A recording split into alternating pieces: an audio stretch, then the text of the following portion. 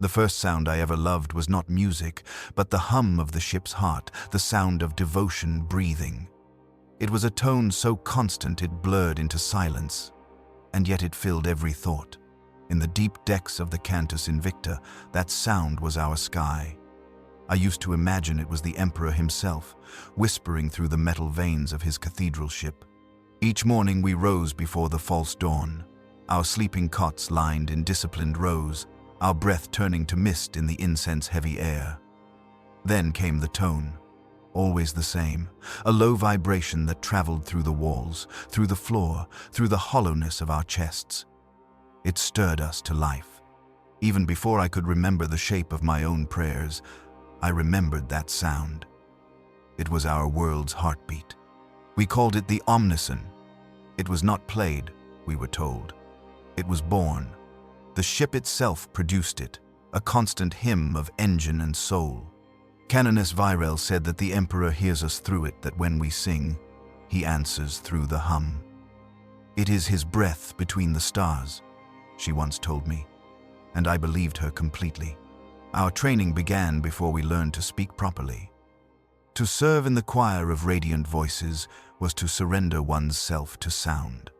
We were taught to eat in silence, to chew in rhythm with the pulse of the ship, to sleep with our mouths slightly open so that even in dreams our breath might hum a note of praise.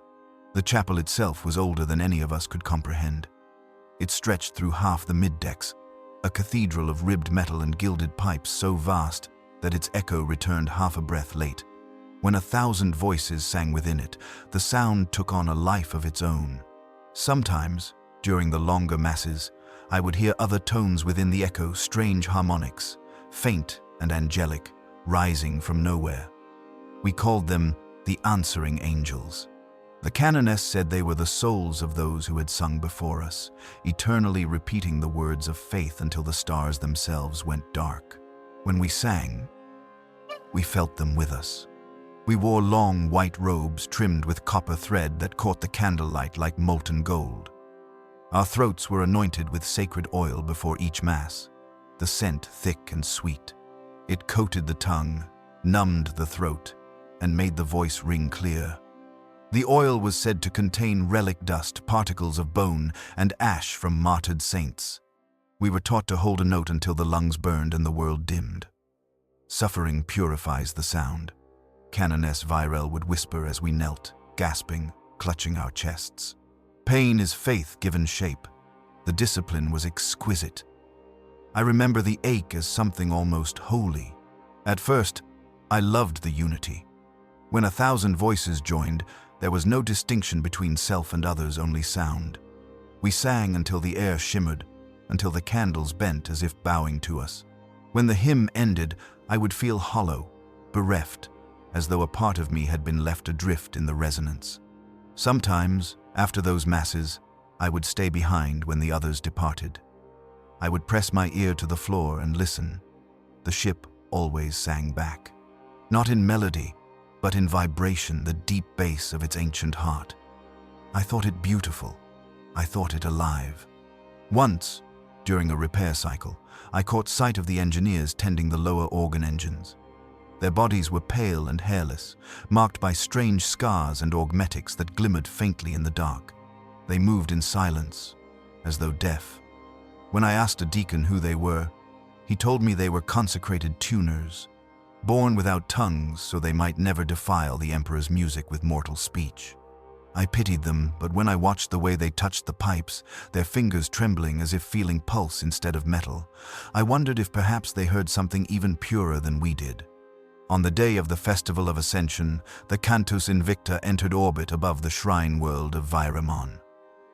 The entire ship became sound. Bells, horns, chants, the walls shook beneath the glory. For 3 days we sang the litany of radiance, our voices sustained by incense and holy stimulants.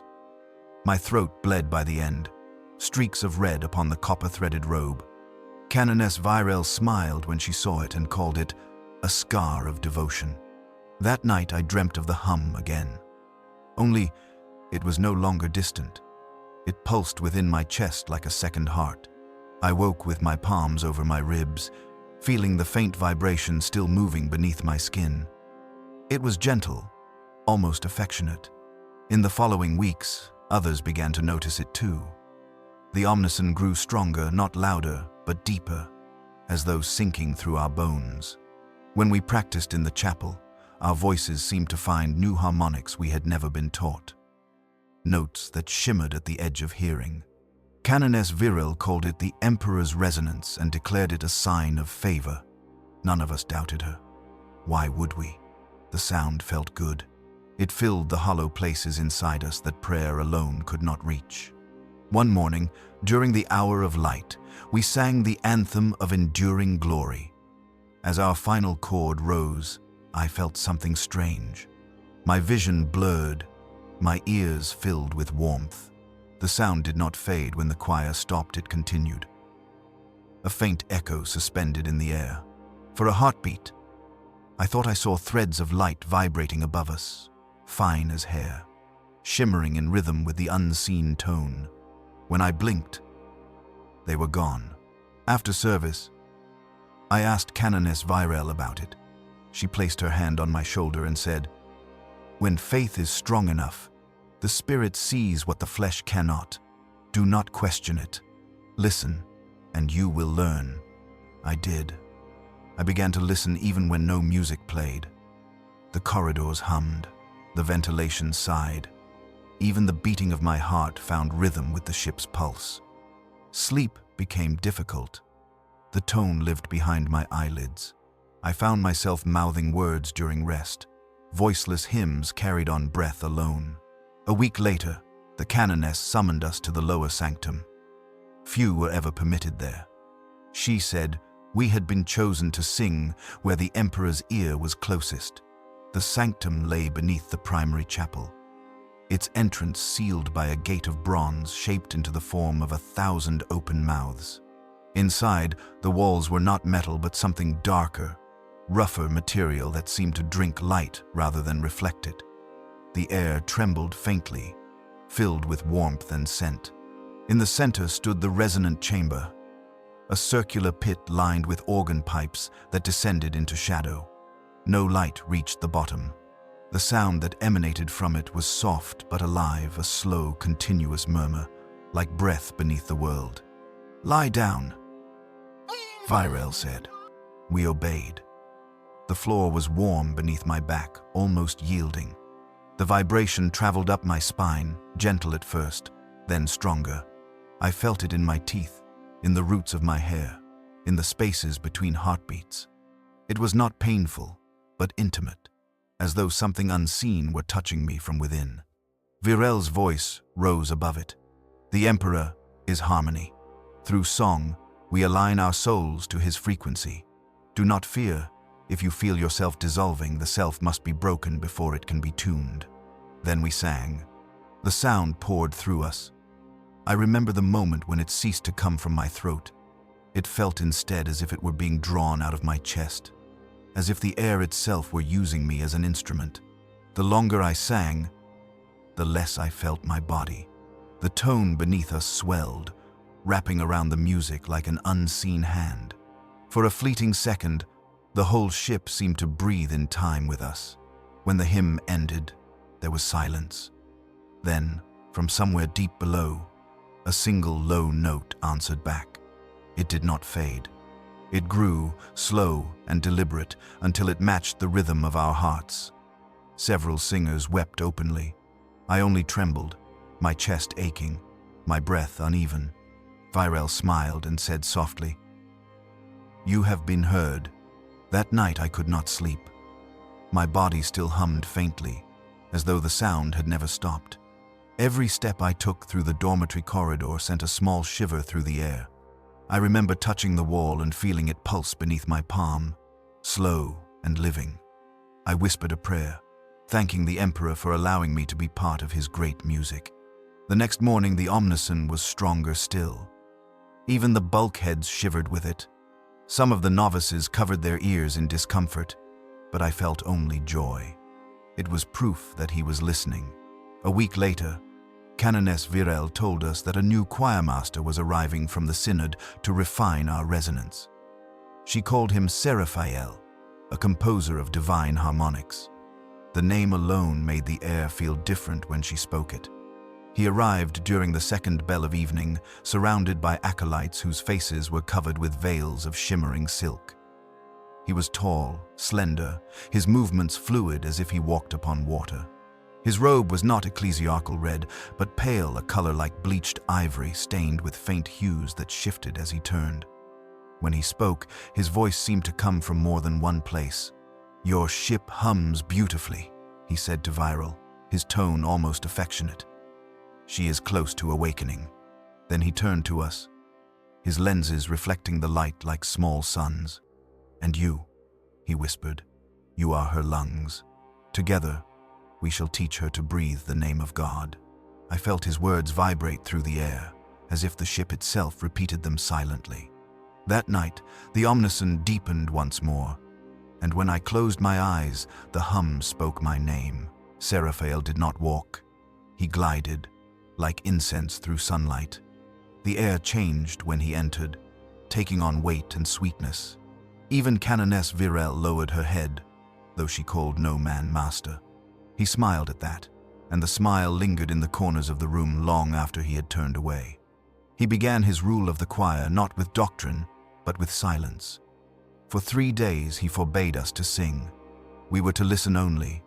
"The ship itself," he said, "must speak first." The silence was not empty. Without our hymns, the Cantus Invicta revealed her deeper music, the beating of the plasma furnaces, the sigh of the vents, the low oscillation of her machine spirit.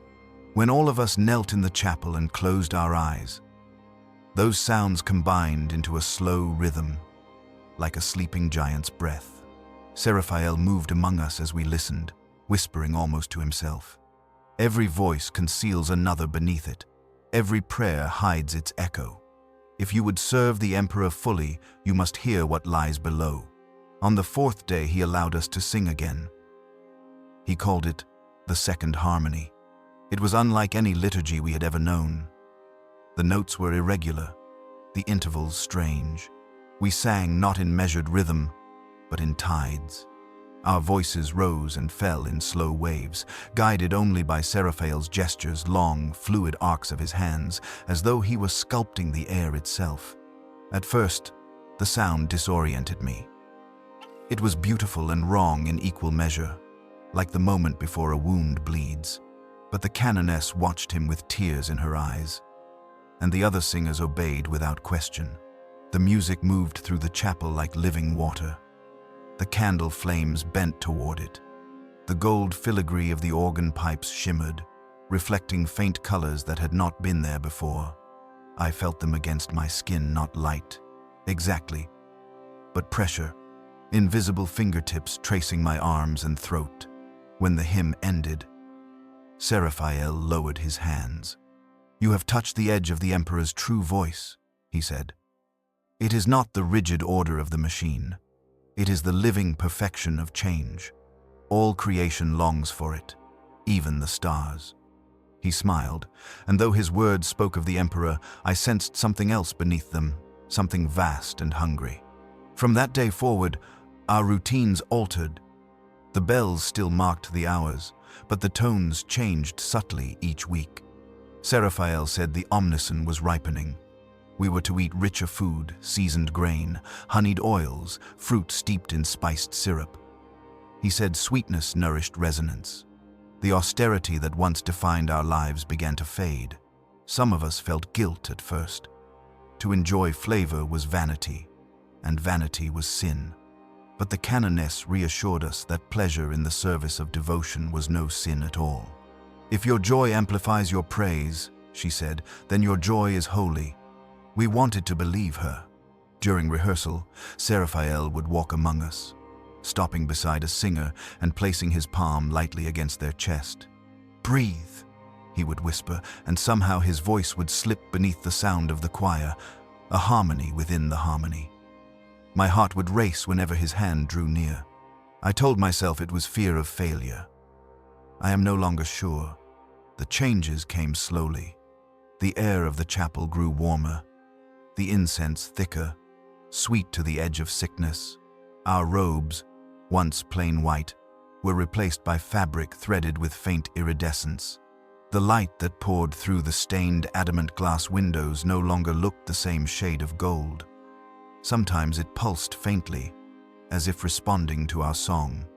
I began to dream again, dreams filled with color and motion. I saw ripples moving through liquid air, bodies of light intertwined, voices weaving together in wordless ecstasy. I would wake with the taste of copper and honey on my tongue and the lingering feeling that someone had been whispering against my skin. Others confessed the same. We called it the blessing of resonance. During the vigil of the Sanctified Heart, Seraphael introduced a new ritual. Each singer was to step forward and hum a single note while he listened. He would close his eyes and tilt his head as though tasting the air, then strike a small tuning fork against his palm. The pitch it produced was slightly higher than ours, and when the two sounds met, they created a vibration that shivered through the marrow. He would nod, satisfied, and the next singer would approach. When my turn came, I felt his presence before I reached him. The air around him vibrated softly, charged with invisible current. I opened my mouth and let the note emerge. His tuning fork touched the air, and the tones met. The collision filled me with warmth so sudden that my knees buckled. For an instant, I felt weightless, suspended in perfect balance between pain and joy. Seraphael caught my hand before I fell. His fingers were impossibly cool. "Beautiful," he whispered. "You are almost in tune." That night, the omniscient beneath the ship changed again. It no longer sounded like a single note, but many a deep chord that shifted and breathed. It followed us everywhere. In the dormitories, in the mess, even in the lavatories. There was no escaping it. Some found it comforting. Others began to lose sleep. One of the younger sopranos, Mara, claimed she heard voices inside the chord, faint laughter, like children playing. When she told the canoness, Virel merely smiled and said, "Then listen well. The Emperor speaks to each of us in the way we can endure." But Mara stopped singing a week later. During practice, her voice broke on a note, and she fell to her knees, clutching her head. She said the sound had gone inside her skull and was pushing outward. They took her to the infirmary. We never saw her again. Seraphael did not mention her name. He simply said, "Some vessels crack before the music is finished." After that, none of us dared speak of pain. We called it purification. I began to notice changes in myself. My hearing sharpened until I could distinguish every overtone in the ship's hum. I could tell which pipes of the organ would resonate before they sounded. When I sang, my own voice produced strange colors in the air, faint, shimmering distortions like heat rising from metal. Once, while alone in the chapel, I experimented. I held a note and modulated it subtly, as Seraphael had taught us. The candles nearest me flickered, then flared. I felt a thrill, both fear and wonder. For a heartbeat, I sensed another voice beneath mine, faint but answering, like a reflection singing back from the dark. When I told Seraphael, he looked delighted. "The machine spirit is awakening to you," he said. "The ship knows your name now." He traced a symbol on my brow with perfumed oil, a spiral that seemed to pulse even after he removed his hand. After that blessing, the sensations grew stronger. I could no longer tell where my voice ended and the ship's began. During the great masses, when all 1,000 of us sang together, the boundaries dissolved completely. The sound became flesh. It moved through us like breath through living instruments. I would feel the breath of the tenor beside me enter my own lungs, our chests rising and falling in perfect rhythm. The pleasure of it was unbearable. I began to dread the moments before the final chord, not because I feared exhaustion, but because I did not want it to end. When the silence came, it felt like falling. I would lie awake after service, trembling, trying to recreate that union by humming softly to myself. One night I thought I succeeded. The tone that answered me came not from the walls, but from within my own body, a vibration in the bones of my skull. It grew stronger until my vision blurred. I saw flashes of light, patterns like stained glass twisting into shapes that breathed. For a moment I thought I glimpsed a face within the colors, vast and smiling, eyes like polished stone. When I gasped, the image shattered. The hum retreated, leaving only the echo of my heartbeat. I told no one. Seraphael's teachings spread beyond the choir. The clergy began to adopt his resonant liturgies during Mass. Pilgrims who boarded the Cantus Invicta to hear the famed radiant voices left the ship in tears, claiming they had felt the Emperor's hand upon them. The Synod commended our devotion. We were living proof that faith could still evolve. Yet privately, some of us whispered doubts. A few of the older bases complained of headaches, of ringing in their ears that never stopped. One night, during a rehearsal, a deacon collapsed mid-song, blood trickling from his nose. The canoness declared it a sign of transcendence and ordered that his body be interred within the organ's foundations. The next morning, the lower pipes produced a new, richer tone. By then, the line between blessing and blasphemy had blurred beyond recall. I remember standing before the great altar, the ship vibrating around me, the candles bending in invisible wind. Seraphael raised his hands and said, "You have sung the Emperor's will into the walls. Soon you shall hear him answer." And I believed him, because when he spoke, the omniscience surged in response, a deep, sensual tremor that filled every cavity of the body. We gasped as one. That night, as I lay in my cot, the vibration continued, softer now, like a heartbeat beneath the sheets. My limbs tingled. My mouth formed words without thought, fragments of the new hymns. Between each breath, I heard faint laughter or perhaps singing. I told myself it was only the resonance of metal.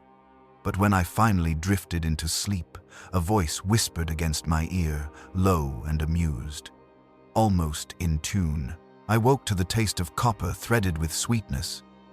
As if my mouth remembered singing more than sleep, the cots around me creaked in a slow rhythm, and for a moment I thought the dormitory breathed. When I rolled to my side, the thin mattress exhaled a low tone, and my bones answered, humming back like strings touched by a gloved hand. We were not meant to sing between bells, but sound had stopped obeying the bells. At breakfast, the porridge trembled in the bowls with a faint ripple. No draught stirred the air. The room simply quivered. A novice laughed softly at the sensation, then covered their mouth as if they'd blasphemed. The utensils on the long wooden tables rattled a quiet chord. Every noise seemed to arrive with a twin. The scrape of a spoon and a breath behind it. The whisper of fabric and a second whisper close enough to be my own skin. When the second bell sounded, it was thicker than before, viscous. You could feel it on the lips when you breathed. Seraphael met us in the chapel, already barefoot. White silks flowing like poured milk, lenses glistening with a light that did not belong to the ship. He raised no hand for silence. There was nothing to silence. We had grown quiet the way flames dim in the presence of something holy, or something that wishes to be. "Today," he said, "we do not chase the note. We let the note chase us." He led us down to the resonant chamber without ceremony. The bronze gate of mouths was open, and the smell of oil and spice rose from below like a remembered embrace. The floor felt warmer than before, like the skin of a living thing, and as we descended the circular steps, the omniscient loosened into a low, rolling purr. We lay upon the floor at his bidding. The vibration came up through the metal into my spine. It found the hollows behind my kneecaps and the small of my back and pulsed there, courteous, patient. Seraphael walked the perimeter, leaving a thin line in the perfumed dust with the tip of his staff until a perfect circle encircled our bodies. "The walls listen," he whispered.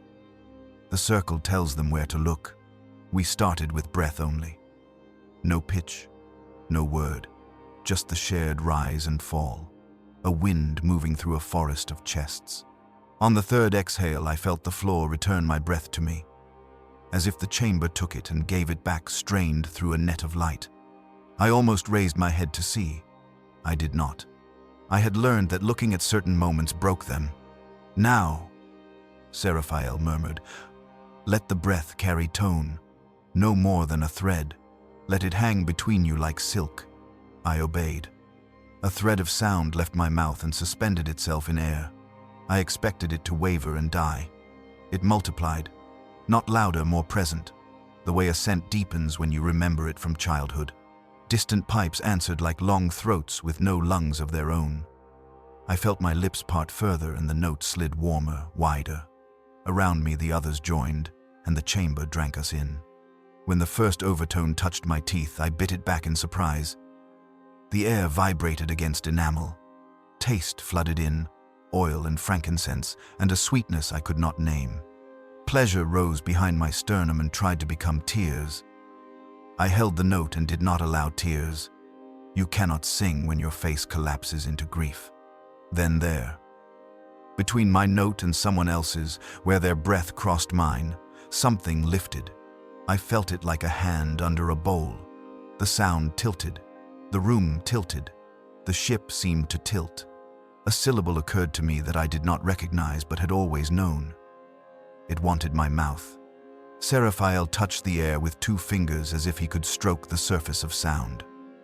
"Do not be afraid if you feel yourself being sung," he said. "The Emperor's mercy is to play us perfectly." The words steadied me. I let go of the boundary between voice and breath, and the tone stepped through me like a friend who knows your door is unlocked. That was the hour sound became flesh. It did not grow louder. It grew closer, until I could not tell whether it pressed from outside or bloomed from within. My skin registered it as warmth. My muscles registered it as instruction. A small tremor rolled down my arms as if invisible fingers tuned the tendons. The roof of my mouth felt crowded with light. I could sense the length of my own larynx as if I had been granted an anatomist's sight. But instead of seeing, I felt the delicate sliders of cartilage, the chords trembling like bowed strings, the soft gates of the throat opening like chapel doors. And within that new interior, something answered. Not a word, not a thought, an intent, wrapped in a smile I could feel but not see. It brushed the inside of my chest and my note rose half a breath without my asking. The chamber took a slow inhale through us. You could hear it not with the ears, but with the bones. When its exhale came, it left traces along the floor like the wake of invisible fish. A few candles that had been set upon the steps leaned hard toward the pit and dripped wax in soft chains. By the time he let us close our mouths, my tongue hurt with the imprint of a syllable I had not said. We did not speak after.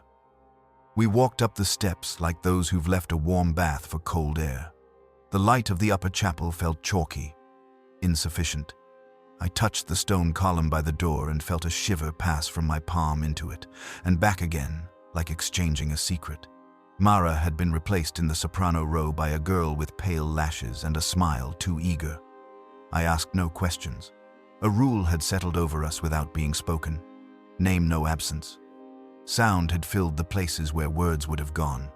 The day continued in ordinary devotional acts. And every ordinary act had been tilted a degree toward wonder. When I carried a basin of water, the surface rippled with a pattern that repeated itself on the brass rim in little flashes of light. 1, 2, 3. 1, 2, 3, like a heartbeat teaching numbers to a child. When I washed the brass, my cloth struck the metal, and a small moan rose.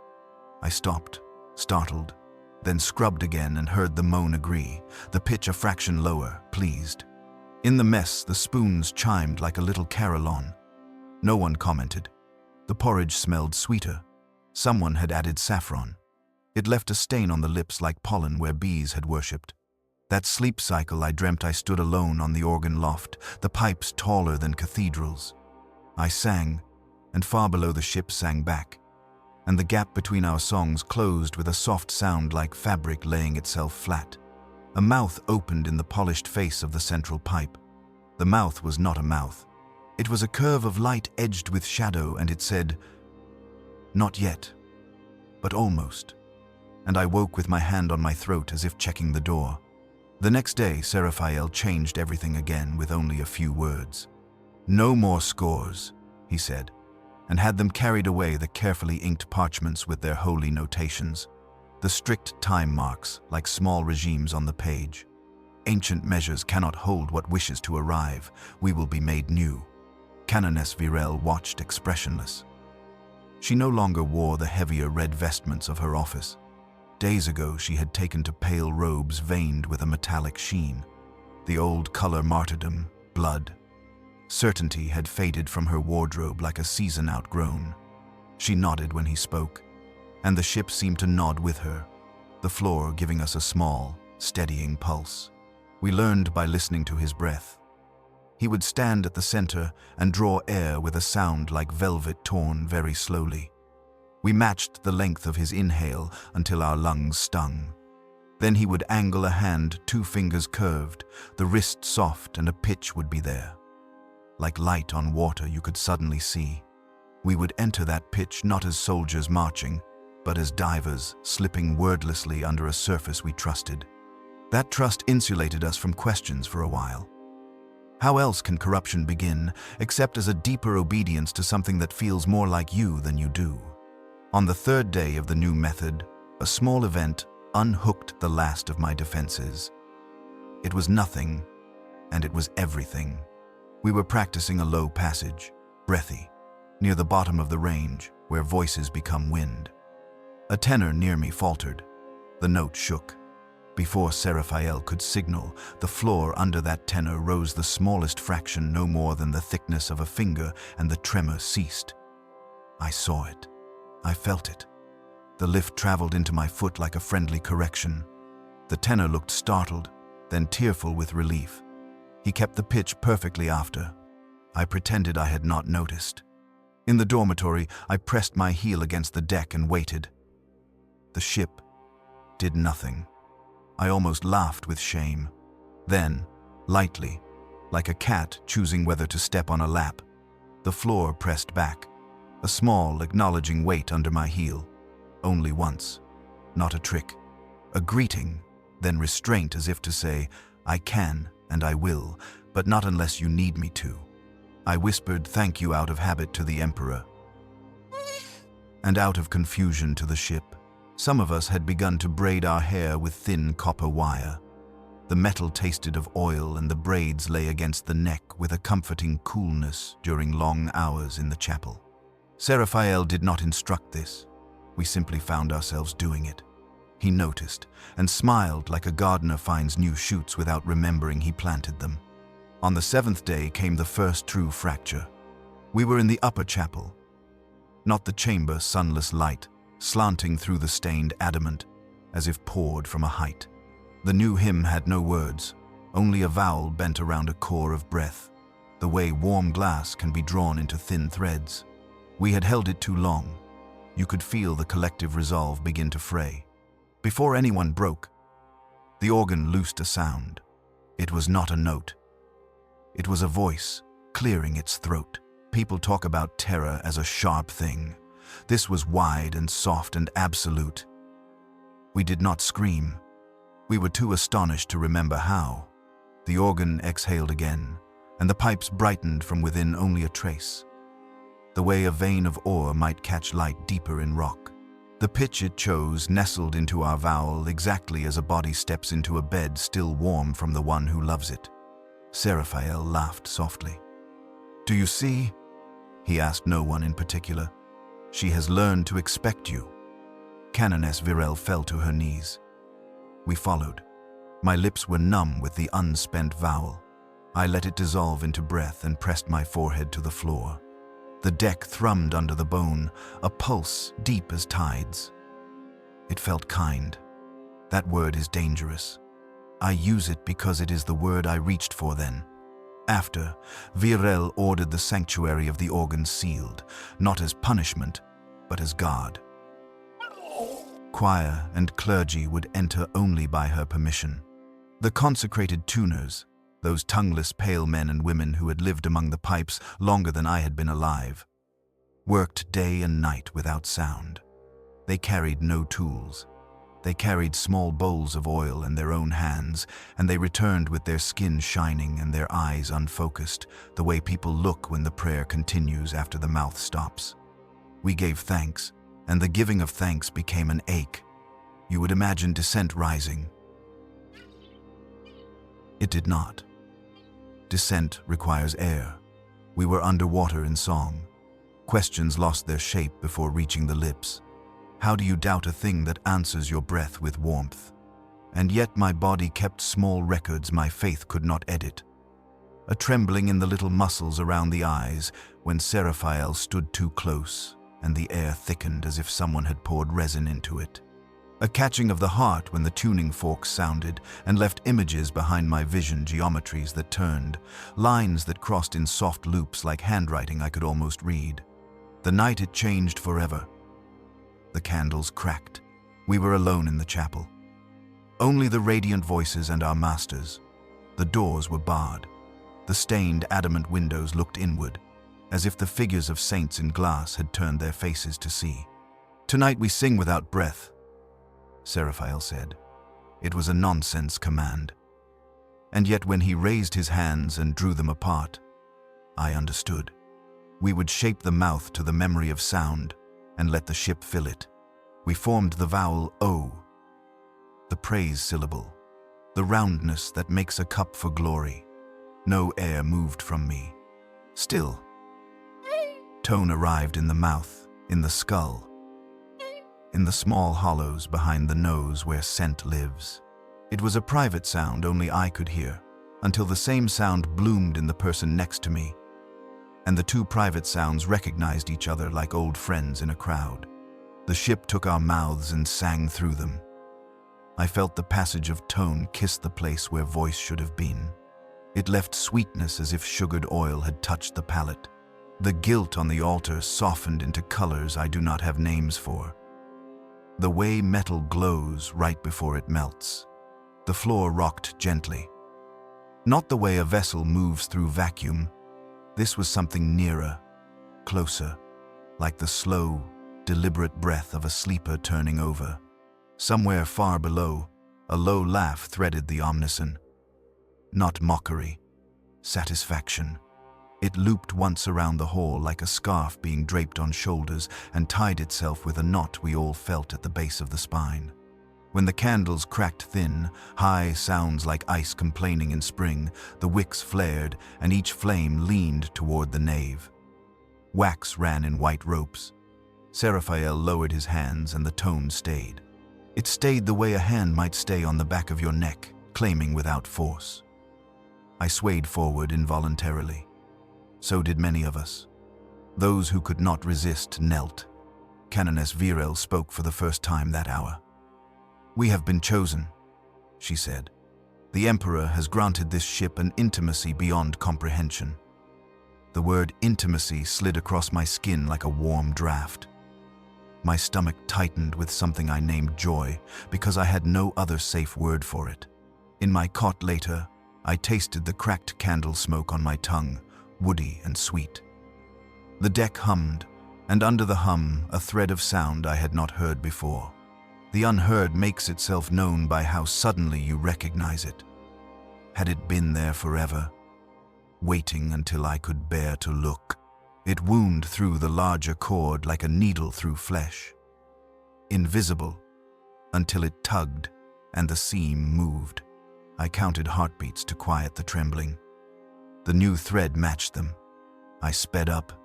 It sped with me. I stopped. It stopped. I wanted to weep and laugh and beg and run. Instead, I turned on my side and pressed my ear to the thin mattress and whispered the only prayer I had left. Let me be useful. Sleep took me like a tide taking someone who has ceased to fight. In the morning we found filigree on the inner faces of the chapel's bronze doors that had not been there, delicate ridges arranged like fingerprints. The consecrated tuners did not meet our eyes. One had oil drying on his cheek in the shape of an ear. Seraphael taught us a new posture, arms raised only to shoulder height, wrists loose, palms open as if receiving rain. We sang until wrists shook. We did not lower them without permission. The posture pulled the ribs wide and made room for the ship to enter more completely. I do not know how else to say that without lying. There is a way a sound can arrive that occupies you. Halfway through the second hymn, my name moved through the omniscient like a fish through dark water. Not aloud, not even syllables. The meaning of my name without its letters. Every hair along my arms rose. The note I held deepened a quarter tone.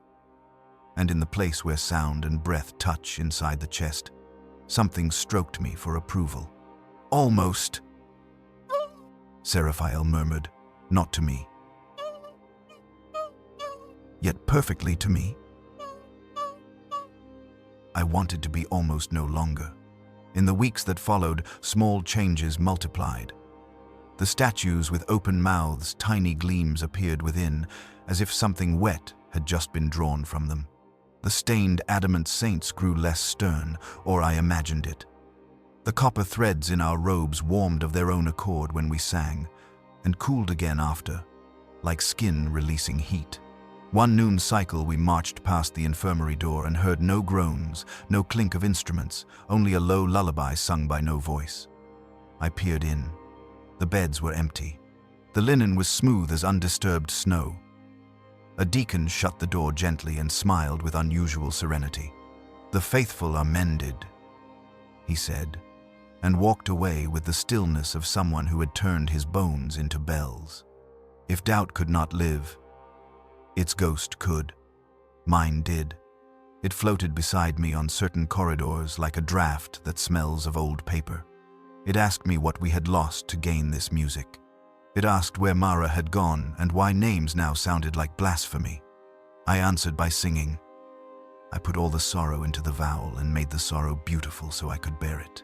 The night before the high devotions, Seraphiel met me at the base of the organ loft. No attendants, no canoness, only us and the ship, listening as the way a room listens after the last mourner leaves. "You are in tune," he said, and reached to touch my throat. His fingers were cool and left behind the memory of scent, rose and something darker. "Tomorrow you will stand nearer the front. The music has chosen you." "The music," I repeated, and did not ask what else had chosen me. He turned his head as if hearing a private instruction. "There is a note beneath your note," he said. "You will hear it soon. When you do not try to hold yourself together. It is not asked of you." I wanted to ask, what am I, if not the one who tries? But the ship sighed, and the question left me. After he went, I placed my palm against the frame of the organ like a penitent leaning into a confessional. The wood was warm. Beneath it, metal. Beneath that, another warmth. I did not think of engines. I thought of ribs. "Almost," I whispered, smiling despite the prickle of tears. If almost is mercy, may mercy end. The high devotions began as all things begin, with the public face of holiness. Pilgrims crowded the nave in orderly ranks, heads veiled, hands clasped round blessed candles. The air was heavy with expensive incense that climbed in columns so dense you could imagine climbing them with your hands. The bells rang a descending pattern we had learned as children, and beneath them the unheard note, uncoiled like a river beneath a frozen lake present. Powerful, disguised by the surface. We sang the first hymn with the mouths of obedient statues. The second, with the mouths of those who have tasted fruit and wish to taste again. On the third, the deck under the front row rose the thickness of a finger in that friendly adjustment. And we, as one, stepped closer to the altar. The organ did not wait to be asked. It spoke. The voice was unimaginably gentle. I felt it inside the bones of my face. The pipes lit again, not with flame, but with an interior mourning. The saints in the windows tilted their heads. I knew it then without knowing the name. I refused it. We were not alone within our alone. The unheard note arrived. Do you know how a seabird hangs on unseen wind, and only the small corrections of the wing reveal the storm you cannot see? It was like that. a pressure lifting the song from underneath and setting it one pitch purer, one shade brighter, one touch nearer to the center of the body's weeping. My knees went soft. The syllable in my mouth turned to liquid. I swallowed and tasted flowers that bloom in places warmer than any forge. Something touched the edge of my mind as if it had been a coin dipped into a fountain and lifted wet. The touch held there, asking nothing, promising everything. Not a bargain. An answer to a question I had not known I was humming in my sleep since childhood. I did not fall. I folded, as one folds a cloth exactly along the remembered crease. The floor welcomed me. So did the ship. So did the note beneath the notes. When it let me breathe again, I heard Seraphael say, softly and delightedly, "Yes. And the terrible thing is this." I said yes. Back.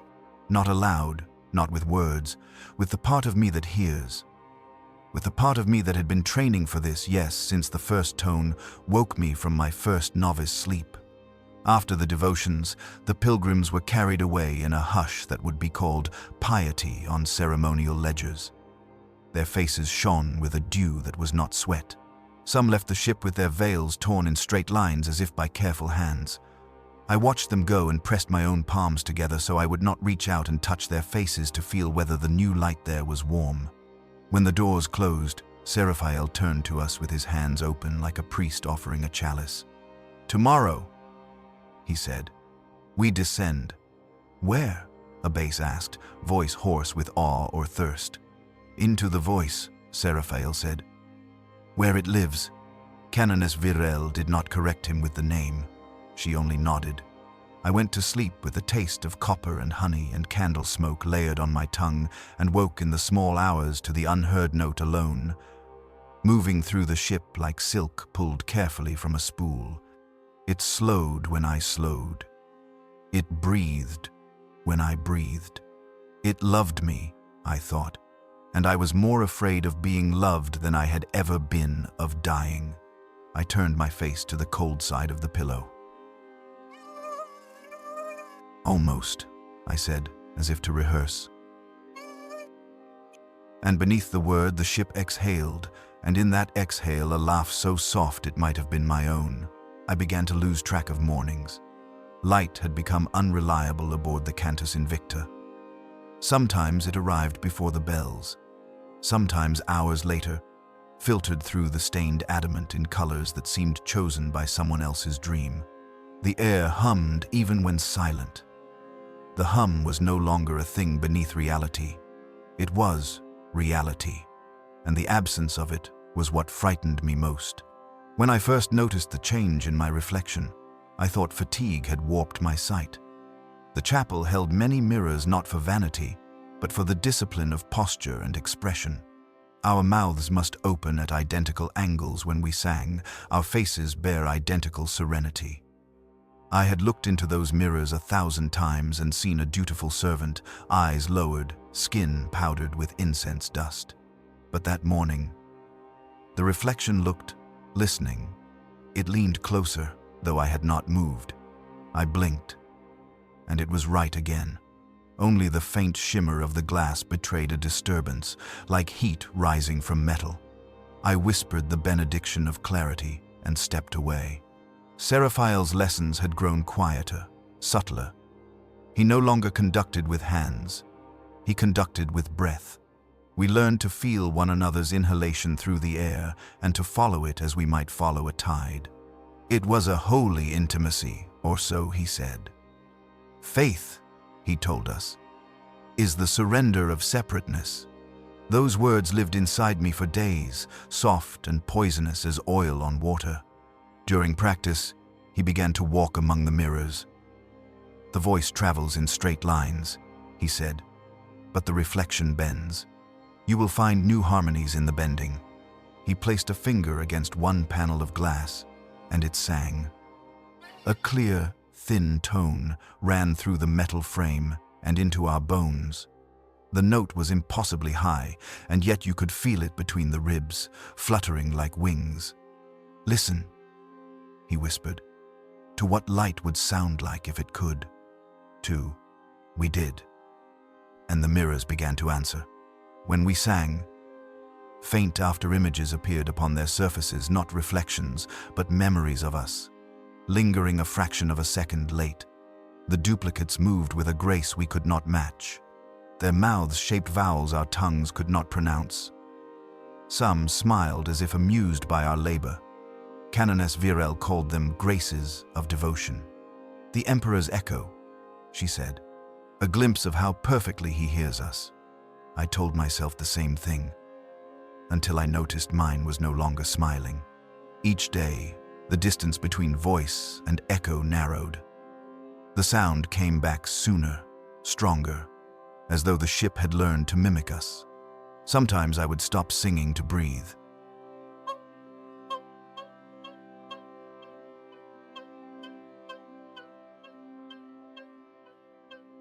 Once, I pressed my hand against my throat to still the vibration, and the sound continued, smooth and certain, somewhere just behind me. The realization left me dizzy with a strange, shameful pleasure.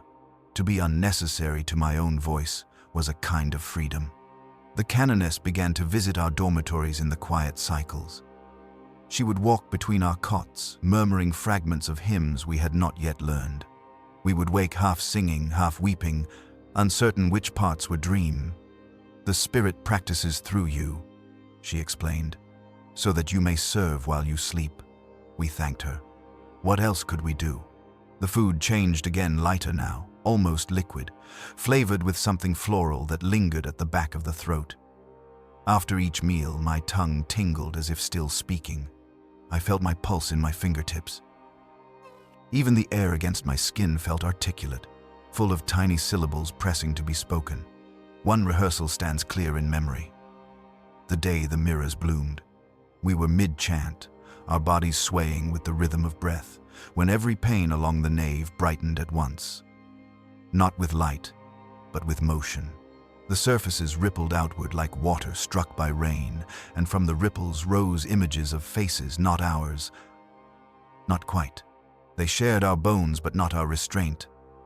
Their expressions were unguarded, radiant, mouths open in soundless delight. For a heartbeat I felt drawn forward, certain that if I stepped through I would find the source of every hymn ever written. Seraphael clapped his hands once, sharply. The mirrors stilled. The reflections remained, breathing in perfect rhythm with us. "You see," he said, "the boundary is a lie taught by fear." That evening, the canoness ordered the chapel veiled in linen until the mirrors could be sanctified anew, yet the fabric could not muffle the hum beneath. In the dim light, the covered walls seemed to pulse with the unseen shapes behind them. Some nights we heard faint laughter echoing from the metal frames, delicate as wind through glass. I stopped trusting silence. Sleep offered no refuge. The dreams returned corridors filled with invisible choirs, light spilling from the seams of the ship. I would walk toward the sound and see, at the corridor's end, another version of myself doing the same. We would reach for one another.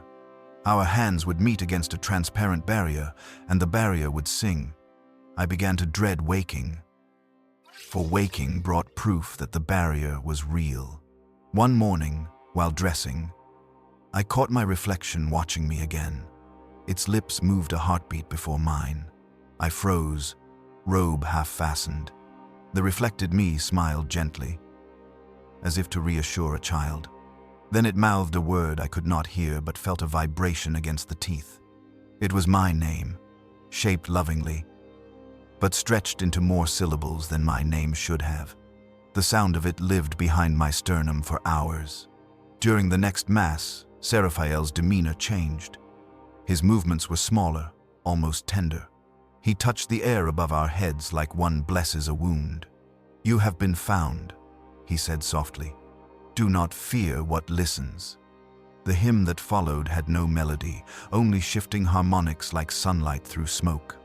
Our voices layered until the air itself seemed dense enough to touch. The linen coverings fluttered, then tore free from the mirrors. We did not stop singing. The faces on the glass were radiant, mouths open, eyes bright with tears. Some of us mirrored their expressions exactly, others wept from terror or joy. By then the two were indistinguishable. I do not remember the hymn ending. I only remember the stillness after, thick as blood, and the realization that we were smiling even in silence. From that day onward, the ship's corridors reflected sound as glass does light. Footsteps returned as music. Spoken words stretched into harmonics. The engineers began walking barefoot to soften their noise. Even whispers carried. The air had learned to imitate. In that unending resonance, I could no longer tell whether I was hearing the Emperor's grace or my own mind folding in on itself. I prayed more fervently, though the prayers dissolved halfway through, replaced by melodies I did not recognize. My faith had become reflex, a muscle twitching after death. One night I sought out the mirror deliberately. I needed to know if the other self still waited. The chapel was dark, save for the low glow of the organ's sigils. I stood before the largest pane and whispered a single note. It echoed back instantly, perfect. Then, another joined the same pitch, but richer, layered. The reflection opened its mouth and continued when I stopped. Its eyes were gentle, pitying. "Who are you?" I asked. The reflection tilted its head. The hum of the ship deepened. I felt the question vibrate in my throat, though I had not spoken it aloud. The answer came not as word but as chord, 3 notes that fit my heartbeat exactly. They thrummed through the glass and into my skin, setting every nerve ringing. I closed my eyes and saw color, not light, but the memory of it. The colors formed wings, or hands, or both. When I opened my eyes again, the reflection had stepped closer to the inside of the glass, as though the barrier had thinned. I saw every detail of its face. The veins in the eyelids, the faint gleam of moisture on the lips. It smiled, and for an instant, I felt the exact motion tug at my own mouth. I fled before I could see what followed. For days afterward, I felt a pressure behind my eyes, a silent humming that would not release. During service, when Seraphiel spoke, his voice broke into layers, not echoes, but simultaneous tones. In one layer he gave instruction, in another he whispered comfort, in a third, too low to hear, something shaped itself around my pulse. The others seemed not to notice. They swayed in rapture. The canoness's gaze drifted glassily toward the mirrors, lips parted in endless prayer. By the 3rd day, I could not look into any reflective surface without seeing the other me waiting. Even the polished silver of the chalices betrayed her presence, faint but certain. When she smiled now, her teeth gleamed like strings drawn tight across a mouth that was no longer quite human. I stopped eating. Food tasted of sound, metallic, resonant. The act of swallowing felt like singing downward. Sleep became impossible. The ship breathed through me when I tried. I no longer dreamed of corridors, but of single, endless notes. In desperation, I sought out the canoness. She received me in her quarters, dimly lit by candles whose flames curved inward, as if listening. Her skin shone faintly, and when she spoke, her voice carried harmonics that trembled the wax. "Mother," I said, "something in the mirrors. Faith always reveals the mirror first." She interrupted. "Before revelation, we must learn to bear our own reflection." She placed a hand on my cheek. "Do not fight what you see. The Emperor perfects us by showing us the shape of our surrender." I wanted to believe her. Her touch left warmth that lingered long after she withdrew it, seeping through skin into thought. That night the mirrors bloomed again, not only in the chapel but across the ship, small reflections in every polished surface, catching faces where none stood. Crew members walked more slowly, speaking in half voices, eyes fixed on the sheen of bulkheads. The vessel had become a single breathing instrument, and we were its notes. I returned to my cot and found the faint imprint of a body beside mine, warm in the linen. I pressed my hand to the hollow and felt it vibrate softly, as if the missing sleeper had left a fragment of song behind. The pressure built until I heard the whisper I had dreaded and desired in equal measure. "You are almost in tune." The voice was mine, and not mine. It came from everywhere, the walls, the floor, the blood in my ears. I wanted to cry, but the tears fell upward, into the hum. I knelt beside the bed, pressing my forehead to the cool metal deck, and in the stillness before exhaustion claimed me, I saw my reflection faintly in the sheen, eyes closed, mouth moving, singing silently. When I woke, the reflection still moved. I cannot tell who began breathing first. Perhaps it was me. Perhaps it was the ship. We had been singing for hours, though no bell had marked the time. The chapel's candles had burned to thin bowls of wax, their flames bent sideways as if pulled by an unseen tide. Then someone exhaled too slowly, and the others followed. The harmony dissolved into breath alone, hundreds of chests rising and falling, each finding the same rhythm as though one pair of lungs had been divided among us. Seraphael smiled as if he had been waiting for this. "Do you hear it?" he whispered. "The world has been singing since the first particle learned to move. The Emperor merely reminds us how to join." We obeyed. We breathed. The sound of it filled every space, the hush of air through throats, the wet whisper of lips parting, the faint sigh of fabric stretching over ribs. At first, the pattern was steady. Then it began to roll like surf, some breaths long, others quick, always answering one another. I closed my eyes and felt the exchange pass between us. When I inhaled, I swore I drew in the air another singer had just released. My breath was not mine anymore. The deck plates shivered. The omnison dropped into a lower register, a slow pulse that brushed the skin from the inside. The organ pipes did not sound. They breathed with us, the bellows expanding and contracting in time. The ship had learned our rhythm. Seraphael raised his hands. "Keep the pattern. Do not speak. Let the air remember the words for you." I tried to recall a hymn, but the words slipped from thought before they reached the tongue. What remained was the motion, the taking in, the giving out. Every inhalation a kind of prayer, every exhalation a surrender. I felt the borders of my body soften. The sound of breath around me blurred into warmth, a tide moving through the collective chest of the choir. Someone began to weep, quietly, rhythmically, each sob falling into the cadence like percussion. No one comforted them. There was no need. The weeping joined the song. When Seraphael finally spoke again, his voice did not disturb the pattern. It rode upon it, woven into the inhalations like a thread of smoke. "You have given me melody," he said. "Now give me wind." He motioned to the tuners waiting near the organ. They opened the lower vents, and a draft swept through the chamber. The candles leaned as one. The breath we drew in was cooler now, tinged with iron. When it left our mouths, it rose visibly in thin plumes, silver in the dimness. The canoness knelt by the altar. Her lips moved soundlessly, but her chest swelled and fell in perfect measure. The folds of her robe shifted like the surface of water catching light from below.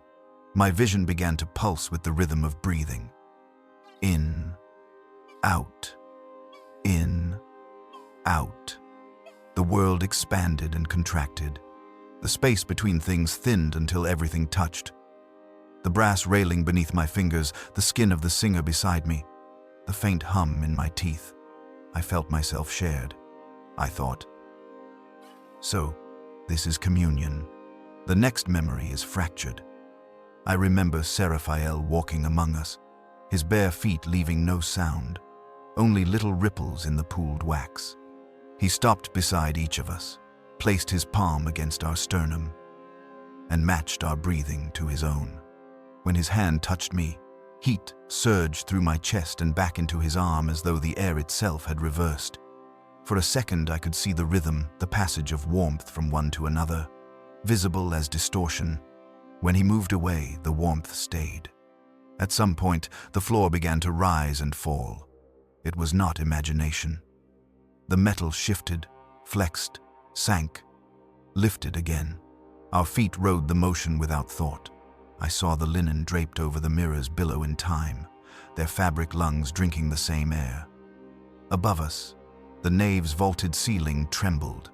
The carved cherubim that clung to its beams quivered, their stone lips parting to taste the draught. We were inside a creature that had just learned to breathe. No one stopped. The harmony of respiration had become language. With every exhale, the air whispered fragments of words. The phrases belonged to old hymns, but the order was wrong, as though memory itself had been tuned to a new scale. Between the murmured syllables, faint laughter trembled, or sobbing. I could not tell which. I lost count of time. I may have slept standing, I may have never slept again.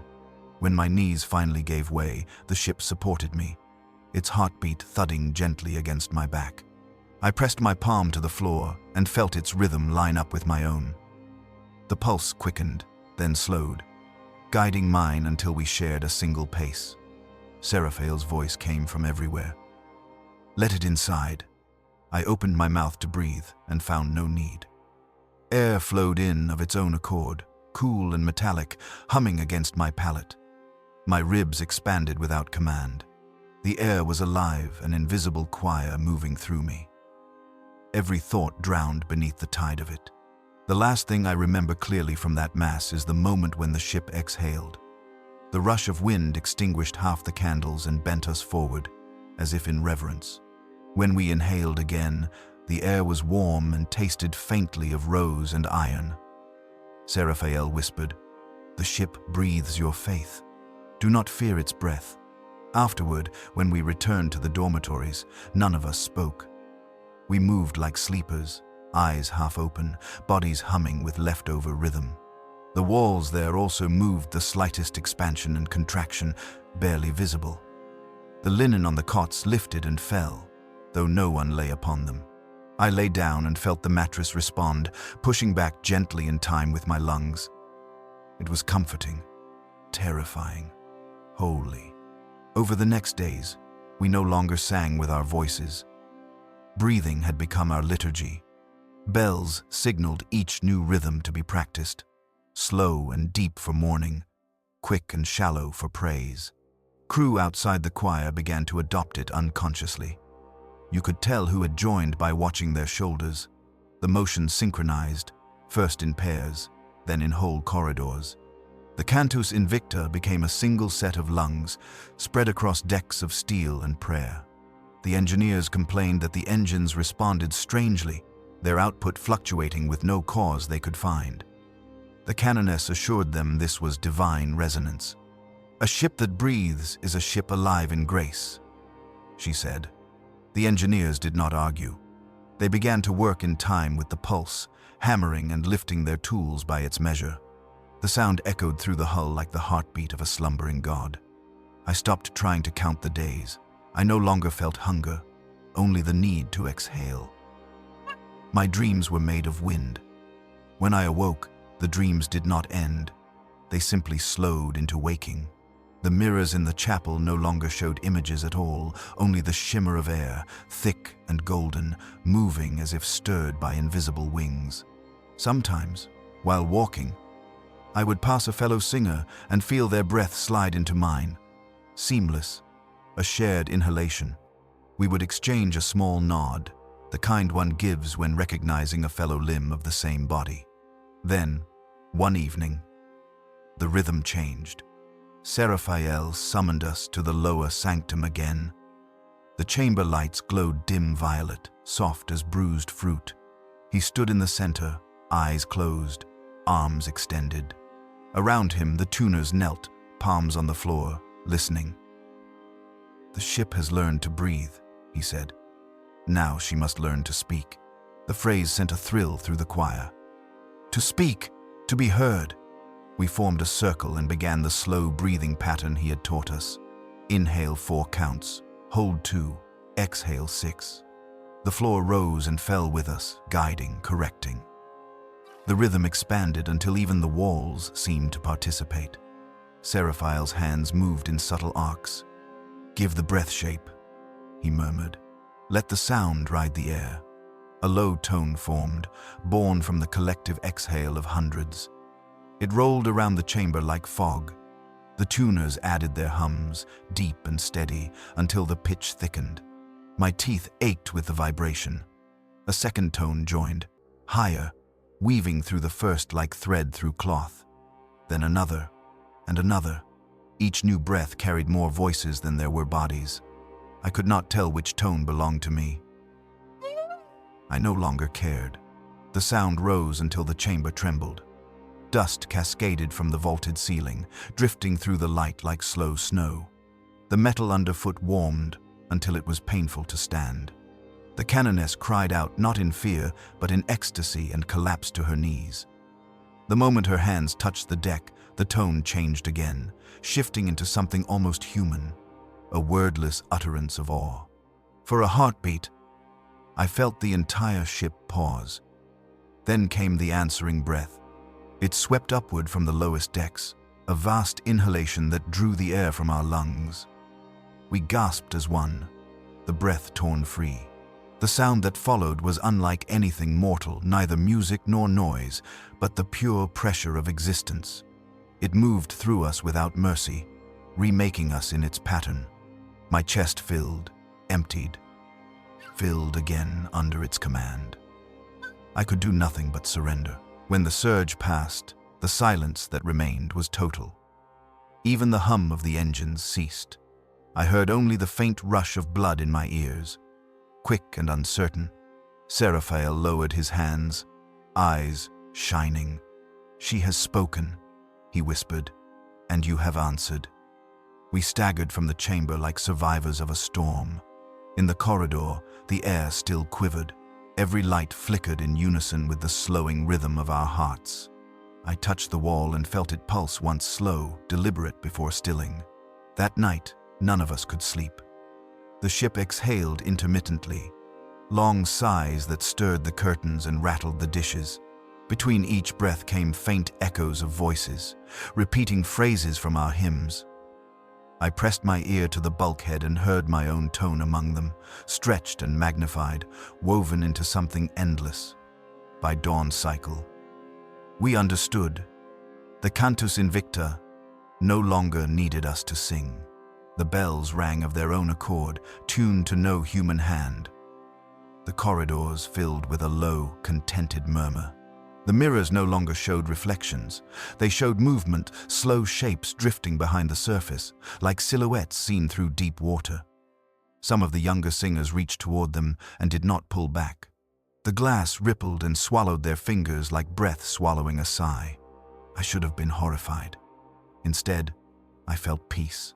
The struggle to believe, the ache of faith, all of it dissolved. The Emperor's will, or whatever lay behind it, had filled every empty space. All I had to do was breathe. When the next Mass came, Seraphael did not appear, nor did the canoness. The choir gathered anyway. The ship's pulse guided us.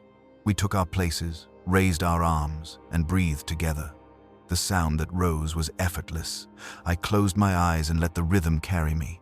Each breath felt longer than life. And in that long exhale, I realized the truth.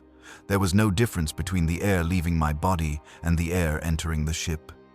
We had become the same act of respiration, two sides of one breath. I was no longer singing to anything. I was the song itself. When the final note faded, it left a silence so complete it seemed alive. I stood motionless, afraid to break it. The silence breathed once, softly, through me.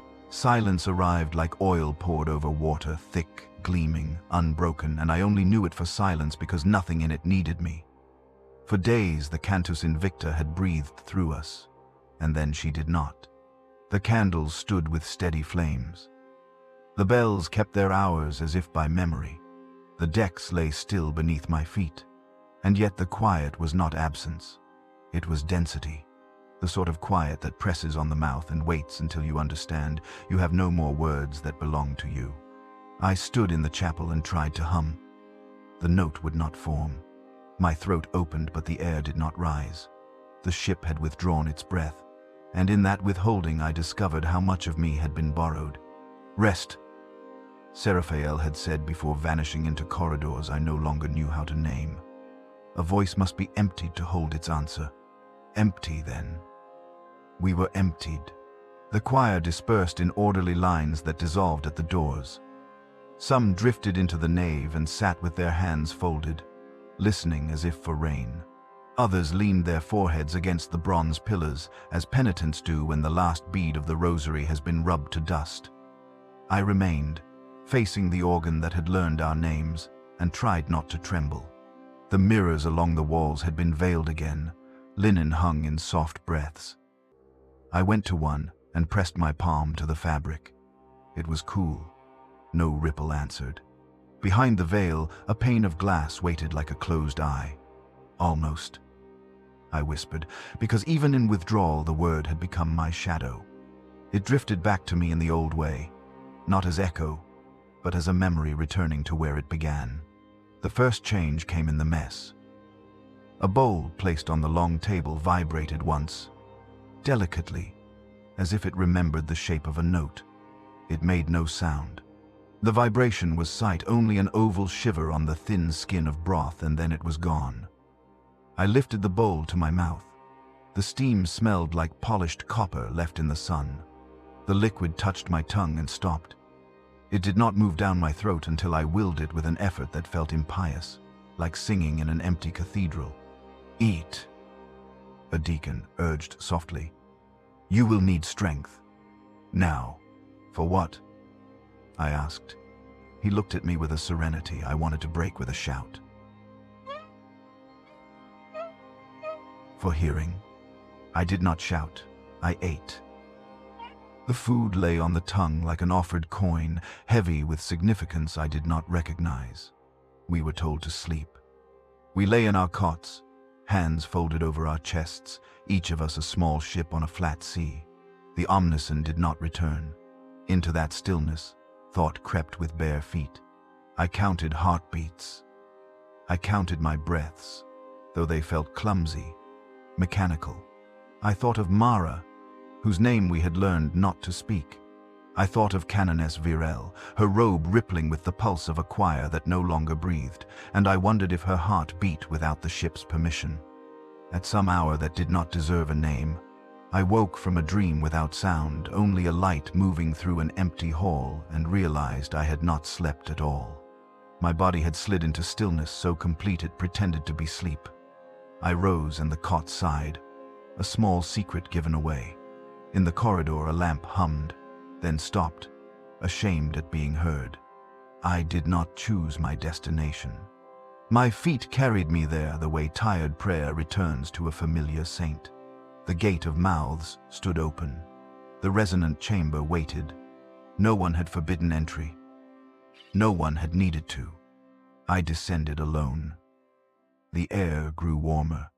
The smell of oil lifted like fragrance from skin. The circular floor lay empty, its dust undisturbed by recent kneeling. I walked to the center and knelt anyway, because my knees knew how. "Faith," I said, and the word fell to the metal and died. It had no body to carry it. I placed my cheek to the floor and listened as a child does. For the old hum, nothing answered. The silence pressed more heavily. A quilt laid over a restless sleeper. I almost rose. Then the absence opened like a mouth. Not a sound. A condition. Something in the silence yielded, and by yielding revealed its shape. Imagine a vast door that is not a door because it has no edges, only a center. It opened without moving. The air thickened. The world leaned toward the hole in its own quiet. I did not hear the unheard note. I felt the place it would sit if notes were allowed. A space cleared in the chest, neither pain nor joy, but the shape both used, and into that shape the first pressure came. Not tenderness, not force, attention. To be attended to beyond deserving is a particular terror. My skin prickled as if a change in weather had crossed an open field. The hair along my arms lifted as if to listen. Beneath me, the chamber's metal warmed until I felt the heat of my own fear reflected back. My mouth opened. The note did not enter. It waited, and in its waiting I recognized a courtesy so perfect it humiliated every prayer I had ever prayed. "I am here," I said to whatever had made the silence heavy. A pulse moved through the floor into my jaw. Once, then again, faint as the second heartbeat of an unborn child. I knew the rhythm by instinct because my body had learned to shape itself around it. I breathed by that rhythm. I had for days. The pulse asked a question without syllables. I thought it. Take me then. Take what you have been teaching me to give. The pulse stilled. The chamber did not. The absence widened and I hung over its center like a drop refusing to fall. The first hint of tone arrived not in the ear, but in a place I had not known belonged to sound. The hinge of the jaw. A sliver of pressure slid under the bone as if trying a door. It did not push. It waited for my willingness to loosen the hinge. I did. Something colder than air and warmer than breath laid itself along the root of my tongue, and the taste of the old oil rose like memory. My throat refused at the last. A childhood instinct clutched the gate of flesh that keeps food from the lungs. The pressure did not argue. The absence did not censure. The moment extended, a kindness so patient it made me weep. I unclenched. The gate opened. The unheard note entered like water seeking the deeper place. I did not sing. I was sung. The sound, if I can be forgiven for calling it that, chose a pitch my body recognized as mine, then turned it a quarter until it faced a door I had never seen. It walked through that door and I went with it because there were no edges left between us. Heat moved through the palate into the skull. The bones of my face discovered their hollows and rang. The sinuses, those private caverns where smell is crowned, filled with a cool sweetness, as if the color violet had a temperature and a taste. The note found my chest and rose slow lines through a forest, sparing the branches. It paused at the notch of bone where a child hides a charm, and there it settled. A nest without weight. The space it claimed made room for everything I had kept in that notch. Fear, small loves, the ache of wanting to be useful, the bitterness of having been so often unnecessary. The note did not evict them. It tuned them.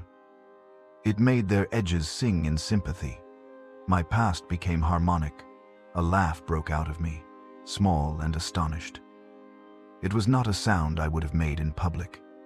It did not echo. The chamber accepted it as one might accept a piece of lint you forgot to remove before presenting your finest robe. From the walls came response at last. A faint ripple as of wind moving across a field at dusk. The ripple traveled the circumference and returned to the point where my body knelt, as if measuring me with a tailor's tape. I felt ridiculous and beloved. When the note began to move of its own will, I followed because I was following already. It turned toward the depths. Not downward but inward, toward a center that had never been in the same place twice until now. The chamber's temperature shifted with it. The air cooled, then warmed, like dawn and twilight passing one another quietly on a countermarch. The dust lifted without breeze, and the lifted motes arranged themselves into lines I could not read. Not letters, vectors, instructions for how to be drawn. I do not know when I lay down. I found myself prostrate, cheek to the metal. The floor hummed a fraction of the note I held without lungs. From above, the veiled mirrors whispered their old breath, though no apparel moved. A drop of oil found my temple. It had not been in the air a moment before. It slid along the hairline and pooled at the ear as if waiting to be heard. The note turned again. And everything in me that could kneel, knelt. What had listened to us listened now at a distance I could no longer call distance. Imagine two hands pressed with velvet between, feeling the warmth through the plush. The velvet was myself. The hands were both of us. The pressure increased. The velvet thinned. I heard my name without letters, the meaning of my name as a chord. 3 tones, each one a color I had sworn never to look at directly. Then touch. It was nothing. It was everything. The veil of self, a necessary cloth, a kindness against nakedness lifted the thickness of a petal, and in that lift I knew how thin it had been. A flare of gladness rose from some depth lower than blood. The note expanded, filled the given room, and pressed against the inside of my skin with an affection that was not desire, and not mercy, and not hunger, and not command. Reverence, perhaps. A reverence too perfect to come from a living thing, and therefore more alive than any life. I wept without tears. My eyes remained dry and open, and yet the act of weeping moved through me like rain through a tree. Every branch drank, every leaf shook with relief. I understood then that I had never sung to fill the ship. I had sung to be emptied enough that something larger could pass through me without harm. When the note withdrew, it did so gently I mistook the leaving for my own breath returning. It left warmth at each hinge it had passed. Jaw, throat, chest. It left the memory of light again, not light itself, but its taste. And leaving, it told me something so simple it broke me like a child breaks into a run toward the person who has always waited for them at the end of the road. I have listened since the first time you mistook the engine's hum for a voice. You did not err. You named what you could bear. I accepted the name to spare you learning mine too soon. I did not want a name. Names pinch. I wanted the note again. I wanted the absence to open and make room for its pressure. I wanted to be attended to until there was nothing left in me but attention, meeting attention. Please, I said, which is what all prayers mean. The chamber let the word lie. I rose. My knees shook with the small betrayal of bone. How it resents having served a moment greater than it can remember. I walked from the circle and up the steps, the oil on my temple gathering dust like a pilgrim's badge. In the corridor, I met the canoness. She had always moved like a bell struck softly. Even when still, you felt the ring. Now she moved like the thing that decides whether bells exist. The pupils of her eyes were wider than the light required. When she saw me, a smile knifed briefly across her mouth, no cruelty. Only the suddenness with which pain ceases when a bandage is pulled cleanly. You heard it, she said, not a question. I felt where it would be, I answered. And the humility in that sentence soothed the parts pride had bristled. The others will go, she murmured. One by one, some will mistake the quiet for abandonment and flee toward noise. Others will cease speaking and think themselves holy. You will guide neither. You will stand. When the air trembles, only then you will open your mouth. What will come out? I asked. She touched my throat with 2 fingers, exactly where the note had rested. What has always been trying to. We did not see Seraphael for 3 cycles. In his absence, the ship relearned its ordinary work. Engines throbbed with a decent modesty. The lights kept simple schedules. The mess clattered. The mirrors returned to reflections that belonged to glass. Though once I saw my reflected shoulders lift as if under a gentle hand and knew I had been corrected in the posture of sorrow. Crew who had not sung began to ask questions, and the questions were easy to answer with words that told the truth as far as it would go. A fever of sound, some said, smiling as convalescents do when the skin cools. An answered prayer. Others whispered, more careful with their mouths. The tuners went about their ministrations with a devotion so quiet you could forget you had ever heard them. One reached to adjust a pipe and paused, hand hovering, as if asking permission. The pipe did not move. The tuner bowed anyway.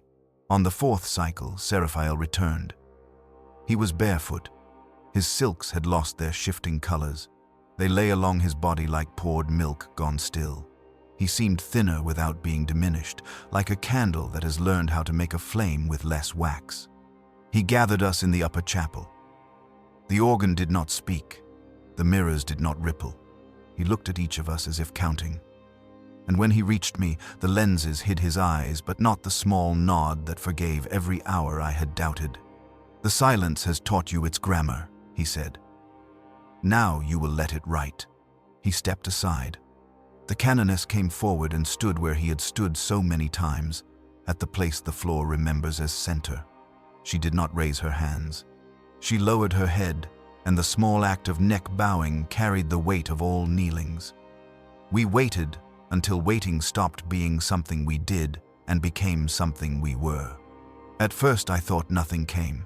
Then the note's absence loosened a thread, and that thread slid into the room without touching air. It did not pull. It allowed itself to be held.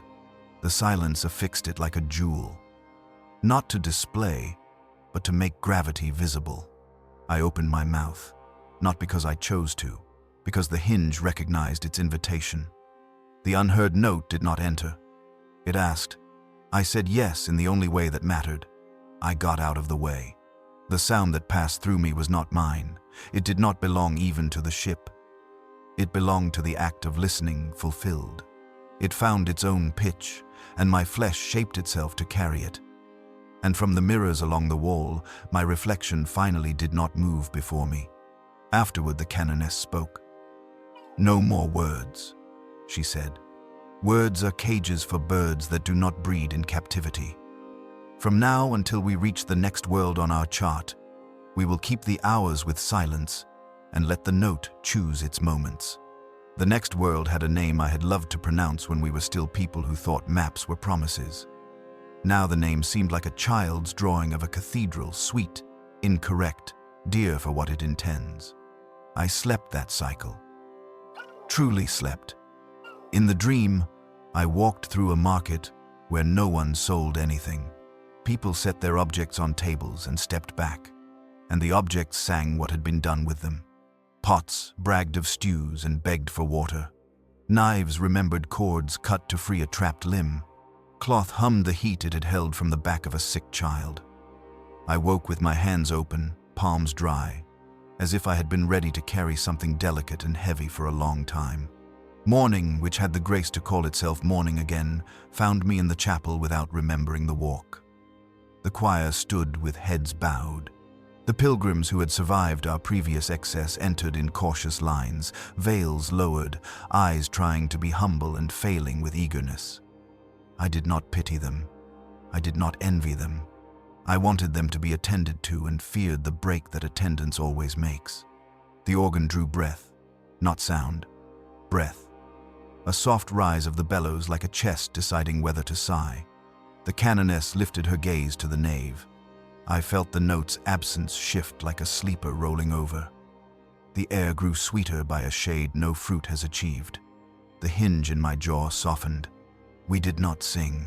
We stood, and from the ceiling, from the walls, from the old gold and the newer copper and the statues whose mouths had learned subtlety, the unheard note arrived like dawn, finally deciding to be day. It passed through us, and we did nothing to help. It did not need us.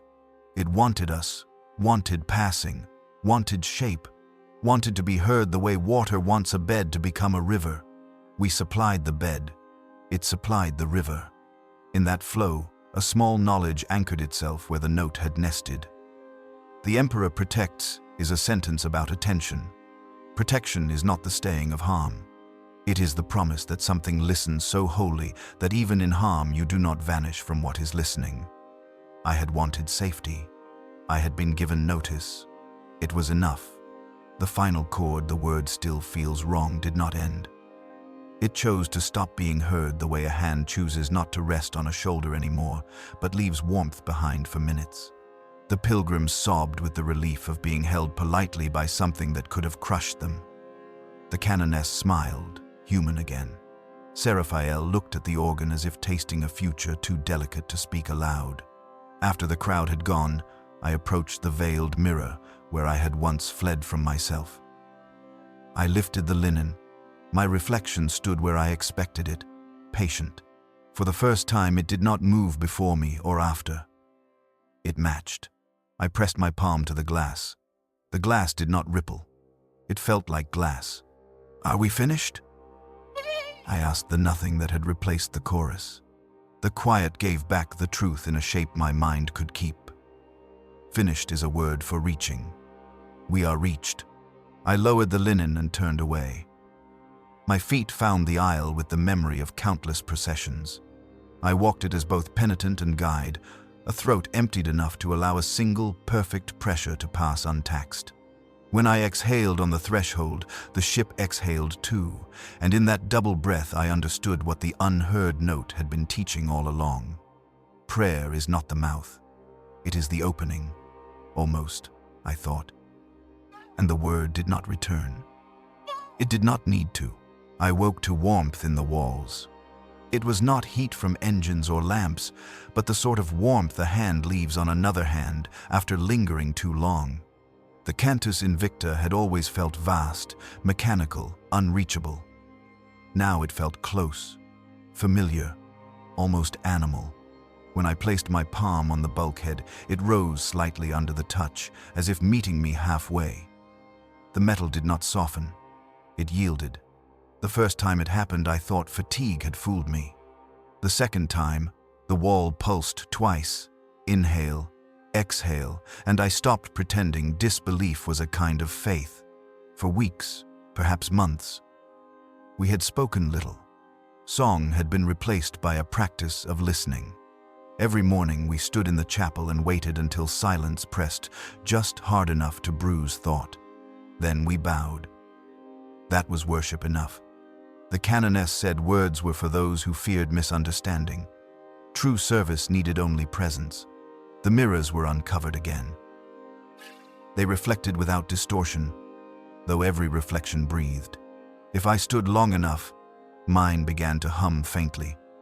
Lips parted in stillness, throat moving with the cadence of the ship. When I tried to match it, we became indistinguishable. The motion continued even after I stepped away. I learned not to be disturbed. There came a day when the air itself thickened so dense it felt like walking through remembered sound. The bells tolled once, a long descending note that quivered the deck plates, and then stopped mid-resonance. The vibration hung there, visible in dust and candle smoke, a shimmer that refused to fade. We gathered without command. Habit led us. Every corridor breathed us toward the chapel. Seraphael stood at the altar. His robes had lost all color, pale as breath on glass. The canoness knelt beside him, eyes closed, mouth slightly open, as if awaiting communion. "The ship remembers," he said softly. "It remembers what shaped it. We will lend our shapes once more." He raised his hands, and the omniscient returned. Not as it had been steady and mechanical, but as a living tone that bent and curved like a ribbon caught in wind. It threaded through the choir, touching each of us in turn. Wherever it passed, skin warmed, muscles trembled, voices began to rise without command. I felt the notes settle in my chest. It did not stay there. It walked outward, down the arms, through the wrists, into the palms. When I spread my fingers, faint light bled from the lines, as if the pores remembered how to sing. The canoness opened her eyes. "Do not resist," she whispered. "The body is an instrument." We obeyed. It began quietly. The sound emerged not from throats but from flesh itself, a low resonance in bone and tendon, in the hollow of the stomach, in the delicate cartilage behind the ear. The choir became a field of vibrating bodies, each tone meeting the next until harmony filled the air like warm rain. Breath was unnecessary. The sound fed on itself. We were no longer singing, we were being played. The sensation was unbearable in its gentleness. Every nerve woke, but none protested. I could feel the pulse of blood translate into rhythm, the shiver of skin into pitch. My knees softened. When I looked down, I saw faint ripples moving beneath the fabric of my robe, the surface of muscle trembling to the same unseen measure. Around me, others swayed. No faces showed pain. Some smiled as if remembering a forgotten kindness. The air smelled of oil, iron, and a sweetness that had no name. Candles bent toward us. Wax dripped in steady time. Seraphael's voice cut through, barely above a whisper. The emperor shaped the stars with breath. The void answered with form. So too shall you shape and be shaped. His words were only markers. The real language was what happened underneath them. The floor lifted minutely, and I felt the rise in my ankles, then my thighs, then deeper, an acknowledgement of connection. We were not standing on the ship. We were within its cord. When the first cord resolved, the mirrors flared with color. Faces bloomed across them, our own, multiplied, caught at different instants of expression. I saw myself kneeling, standing, weeping, laughing. All at once, a chorus of selves frozen in separate measures of the same song. The walls began to hum audibly. Panels quivered. Bolts trembled in their housings. From far below came a reply, a bass note so vast it rearranged the heartbeat in my chest. The ship had learned our music and was giving it back, improved. I could not stand. The vibration climbed my spine and spilled into my skull, a tide of light breaking over thought. When I collapsed to my knees, the deck met me softly, rising to cushion the fall. I pressed my palms flat. The metal yielded, not melting but breathing, a gentle rise and fall that matched my lungs. The canoness's voice drifted through the sound. He protects through union. The song protects by containing all that would be lost. I wanted to answer, but my mouth was full of resonance. Every attempt at speech returned as melody. I closed my eyes and let it happen. I remember fragments more than sequence. The pillars trembling until gilt dust filled the air like pollen. The choir spreading across the chapel floor, robes blooming like petals on an unseen tide. The air so thick with vibration it became visible, folding and unfolding around us like slow lightning. The moment I realized the vibration within my ribs was not separate from the one moving through the hull. Somewhere near me a singer laughed, a sound like bells underwater, and the laugh harmonized with itself until it became a chord. The chord turned into a long exhale that never ended. It passed through my body on its way to wherever sound goes when it is finished being heard. When it stopped, we were still. The air cooled. The candles steadied. Everybody remained where it had fallen or knelt, heads bowed, eyes closed. I listened for breathing and found none. Not absence, completion. The need to draw air had been replaced by the satisfaction of having been breathed. I opened my eyes. The light had changed again. It came from nowhere and everywhere, gentle, unshadowed. The mirrors showed not reflections but outlines, shapes of heat and pulse rather than skin. I recognized my own by the way it shimmered in the rhythm of my heartbeat. The canoness rose slowly. The robe around her shoulders shimmered with faint movement, as though threads had become veins. "Do you understand?" she asked. "We are within the hymn, and it within us. This is what eternity sounds like from inside." I wanted to tell her that eternity frightened me, but my tongue refused. Instead, my chest answered with a single low note, involuntary and perfect. She smiled. "The ship hears you."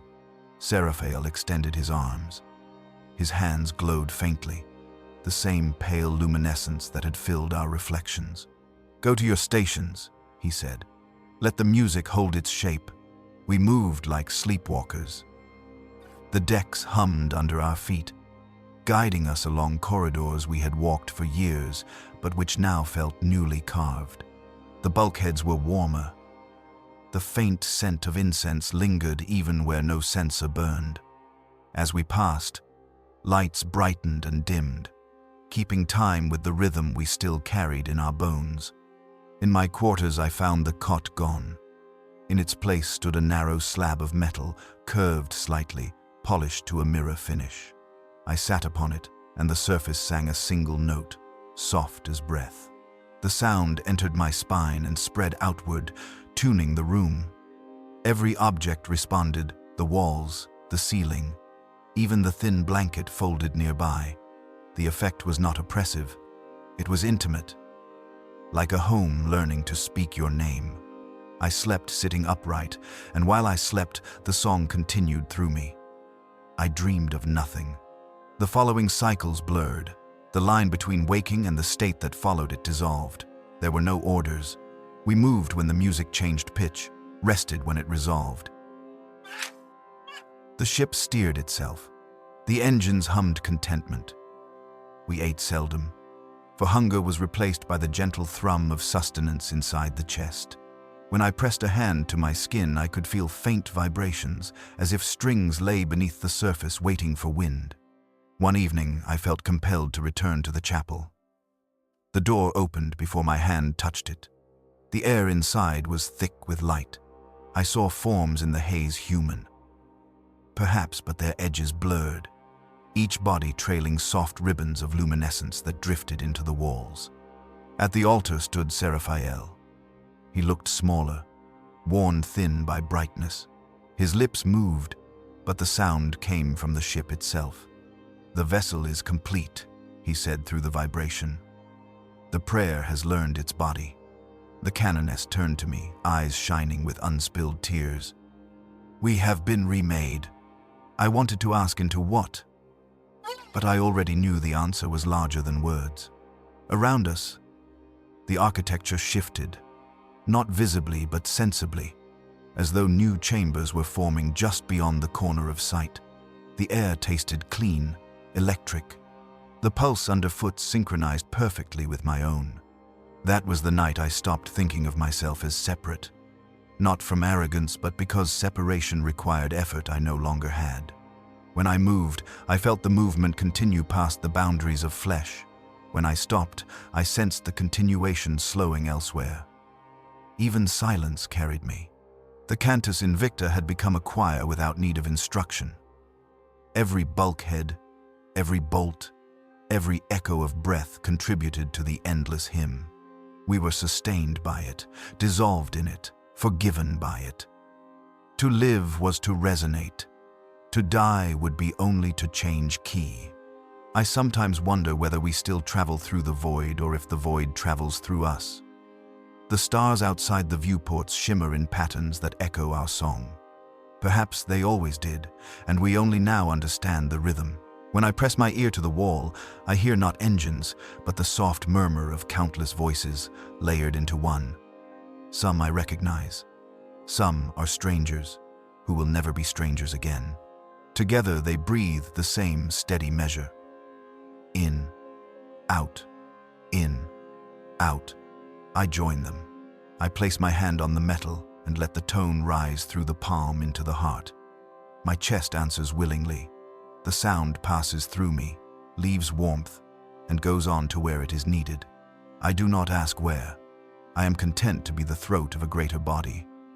I am content to be the flesh that sings. I wake to the sound of nothing learning my name.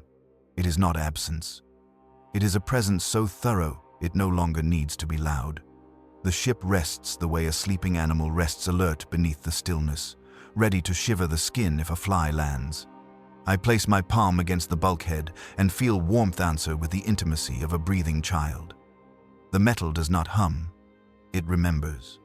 The bells ring once, not to summon but to bless.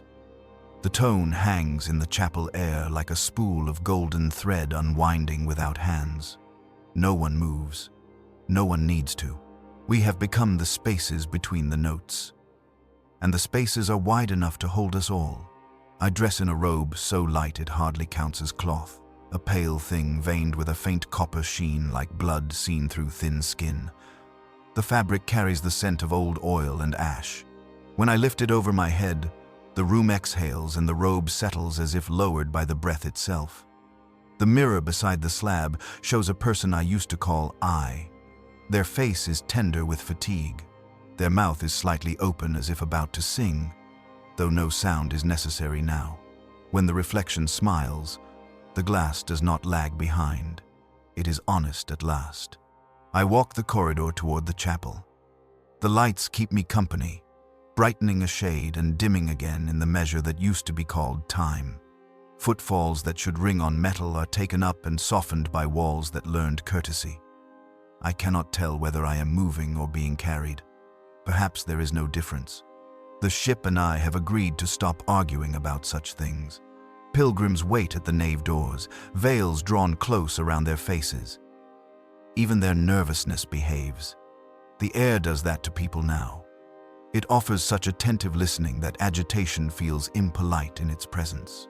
The canoness stands where the light falls, as if the light had asked permission. Her eyes are steady and enormous in their stillness.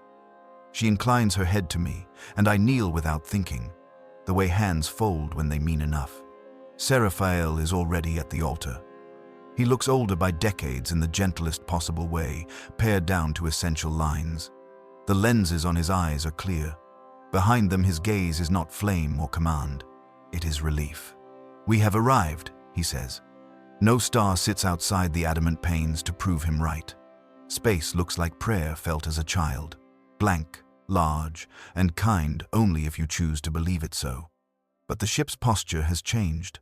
It holds itself like a singer at the end of a breath. Chest lifted, mouth closed, a smile latent in the lips. Arrival is a word for this shape.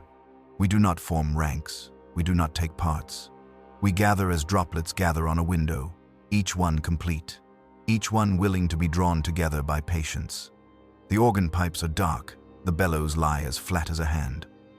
The floor is cool and clean. The saints in the stained adamant have relaxed the severity carved for earlier centuries. A softness has entered their eyes that sculptors would call an error and children would call true. The canoness lifts her palms. Not a command, an offering to whatever this is. I close my eyes. The first pressure is not on the jaw or throat. It rests on the scalp, on the thin skin where hair meets air. It is the weight a book leaves when balanced for too long, a discipline remembered. The pressure moves down the skull, over the brow, across the eyelids like fingers smoothing a sheet.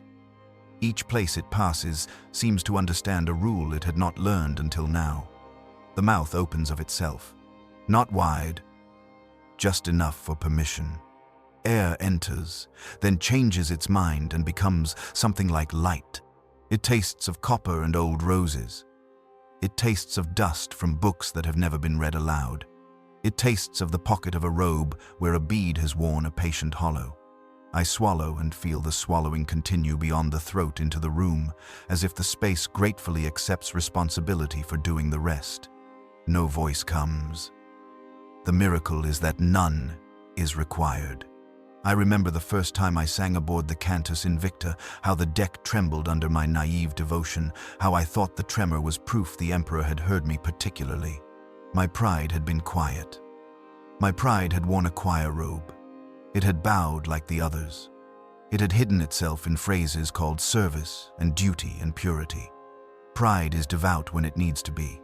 The pressure pauses at the notch of bone above the sternum, the place where small reliquaries rest, where fingers reach when they have forgotten the words and only the gesture remains.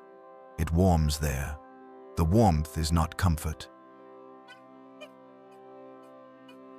It is a key placed in a long closed door. I open. No one tells me to do it. No one needs to. The hinge swings on its own well-oiled pin, and the room comes through me, the way sunset comes through stained glass, merciful to the floors, excited by the colors, unconcerned with the history of the sand that became window. I might weep if grief had not already been tuned into usefulness. Tears would only add salt to a sea that does not need seasoning. The canoness speaks one sentence. Let us be quiet. We obey with our skeletons. Silence descends with the weight of brocade over a small sleeping shape. It does not stifle. It protects from drafts. In it, I hear the far labor of machines, honest and humble. I hear the small crackle of cooling wax.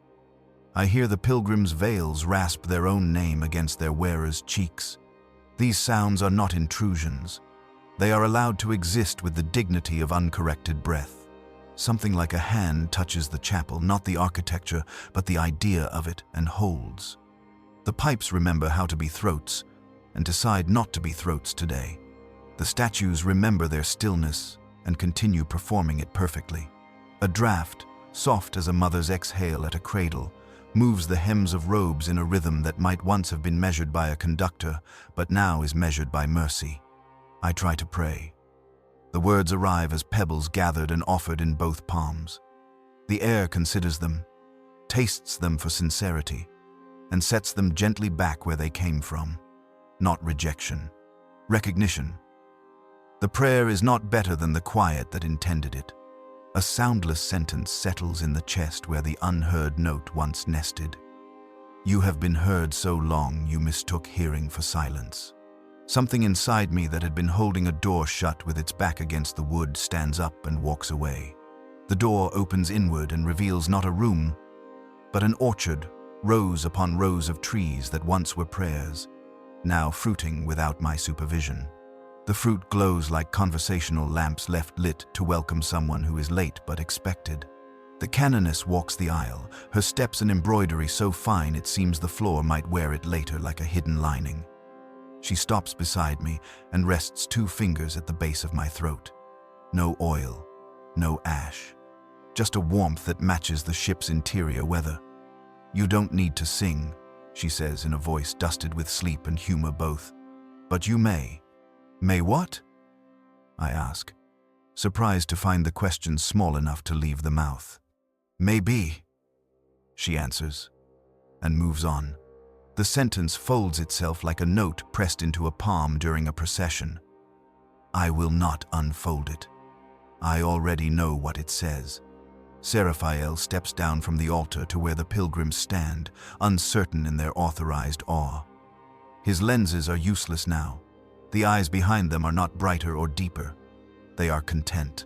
He reaches out and takes the hands of a woman whose veil has fallen from weeping.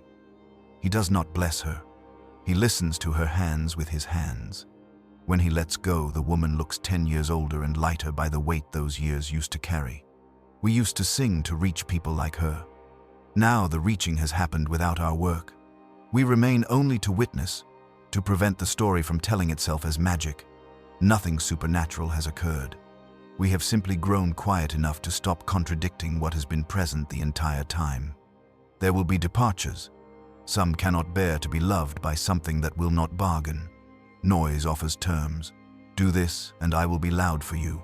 Quiet does not bribe, it outlasts. I watch a man in a tradesman's coat look around as if measuring escape routes. His eyes flick from organ to altar to door. He grips the strap of his satchel like a boy hugging a plank in black water. Eventually he goes. The door opens and allows him the dignity of leaving. The door's hinges do not complain. The quiet does not sulk. It is a mercy to let him keep his noise until it tires him enough to return. There will be arrivals too. They will come without knowing what they seek, claiming they meant to sell candles or repair pipes. They will set their bundles down and forget to pick them back up. They will become furniture that breathes, then shapes that sing, then nothing that needs a name. We will not count them. Accounting is for scarcity. We are not poor here. The hours pass without passing. A bell somewhere else in the ship rings a small domestic chime to reassure the decks that meals continue. Plates will meet hands. Spoons will find mouths. The mess will carry a pleasant clatter. Our new poverty is that we no longer pretend these are small graces. I remain kneeling after the others rise because my knees are teaching me the last lesson they have to give, how to be useful by being still. When I finally stand, the joints do not protest. The ship has been taking my weight all along, redistributing it into pillars and floor, into candles and air. It is not that I am carried. It is that carrying has ceased to be a differentiated task. Back in my cell, I find the slab singing very softly, the pitch of sleep. I sit and the tone accepts the slight adjustment as a suggestion rather than a demand. It modulates a fraction until it matches the interval of my heartbeat. I could close my eyes here and not open them again, and it would not count as dying. It would be called finishing a phrase. Not yet. I want to walk one more time. I want to pass places that used to be loud with effort and hear them speak politely, grateful for being finally allowed their own way. The laundry where steam used to argue with ceiling and wall now exhales like a cat. The engine shrine hums contentment rather than insistence. The chapel of lesser relics, saints' teeth, bone splinters, a jar that may hold anyone's ashes glows with the humble faith of objects kept clean. On a landing outside a viewport, I pause. The stars don't tell secrets to those who press their faces to glass, but they allow an impression to enter the skin. I open my hand against the pane. Cold climbs my palm. In its climb, I feel an answer to a question I never asked well. Whether my usefulness depended on noise. The cold says no, in a language my hand understands. I remove the hand and the pain remembers the warmth I leave. The print of fading hymn. In the corridor, back toward the choir dormitory, I pass a mirror that had once been a scold. It does not arrest me. It does not show me earlier or later versions of my face. It gives me exactly what stands before it and refuses to make meaning from it. Gratitude for that refusal nearly sends me to my knees again. Mara's cot waits where it always waited. The blanket is folded. I stand with fingers on the frame and let a long breath leave me. For a second, the edge of sound in that breath holds an old pain, a sweet human ache that once argued that survival should make sense. It does not. It should not. Survival is the least interesting miracle here. Attention is the only miracle that mattered, and it was given even to what did not survive.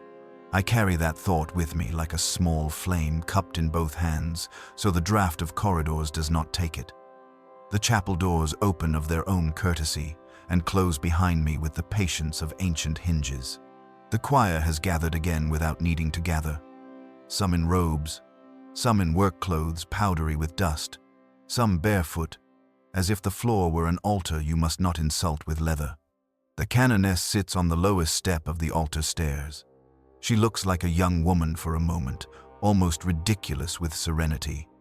Then, like a very old tree that has outlived a village and learned the names of children yet to be born, she pats the step beside her. I sit. The stone sighs. There will come a day, she says, when the engines fall silent in truth, when metal is only metal again, when we forget to keep the hours and the bells forget the names of their tones. Do not be afraid of that day. It will mean the lesson has crossed into blood. What lesson? I ask, though I have already made room for the answer. That we were never protected by noise, she replies. We were protected by being noticed. Seraphael appears at the top of the steps and looks down like a father who has finally learned to love without wanting to be obeyed. He lifts his hands and then lowers them again, embarrassed by the old reflex. We smile as a room full of people smiles when the officiant drops the chalice and nothing breaks. No one tells us to begin. We do not sing. We open. It is not dramatic. It is not even beautiful in the way beauty used to be counted. It feels like shelves being dusted and a window being raised. It feels like late afternoon deciding not to end yet. The quiet gathers like water in a basin. It permits a shape to form on its surface, a ripple that becomes a line, that becomes a word that becomes nothing, because the word is not needed anymore once the meaning has arrived. The meaning is simple enough to embarrass Scripture. Listen more than you speak. Keep your mouth ready. Empty is not the same as lacking. Silence is not abandonment.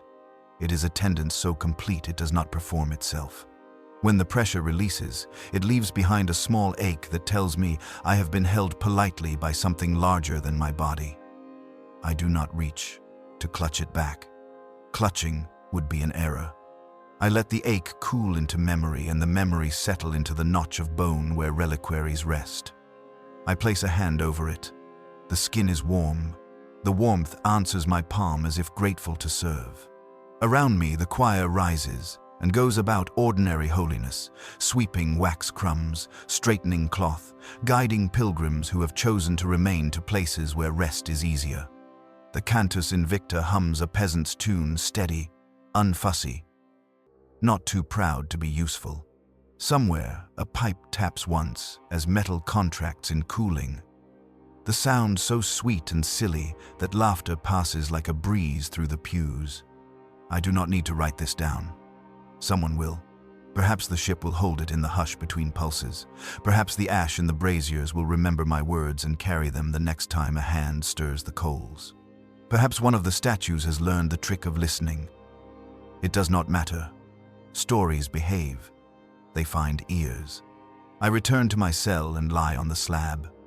The room darkens to the color of closed eyes.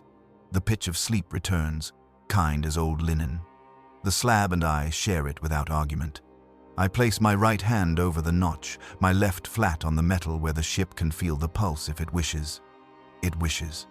The breath I draw is not deep. It does not need to be.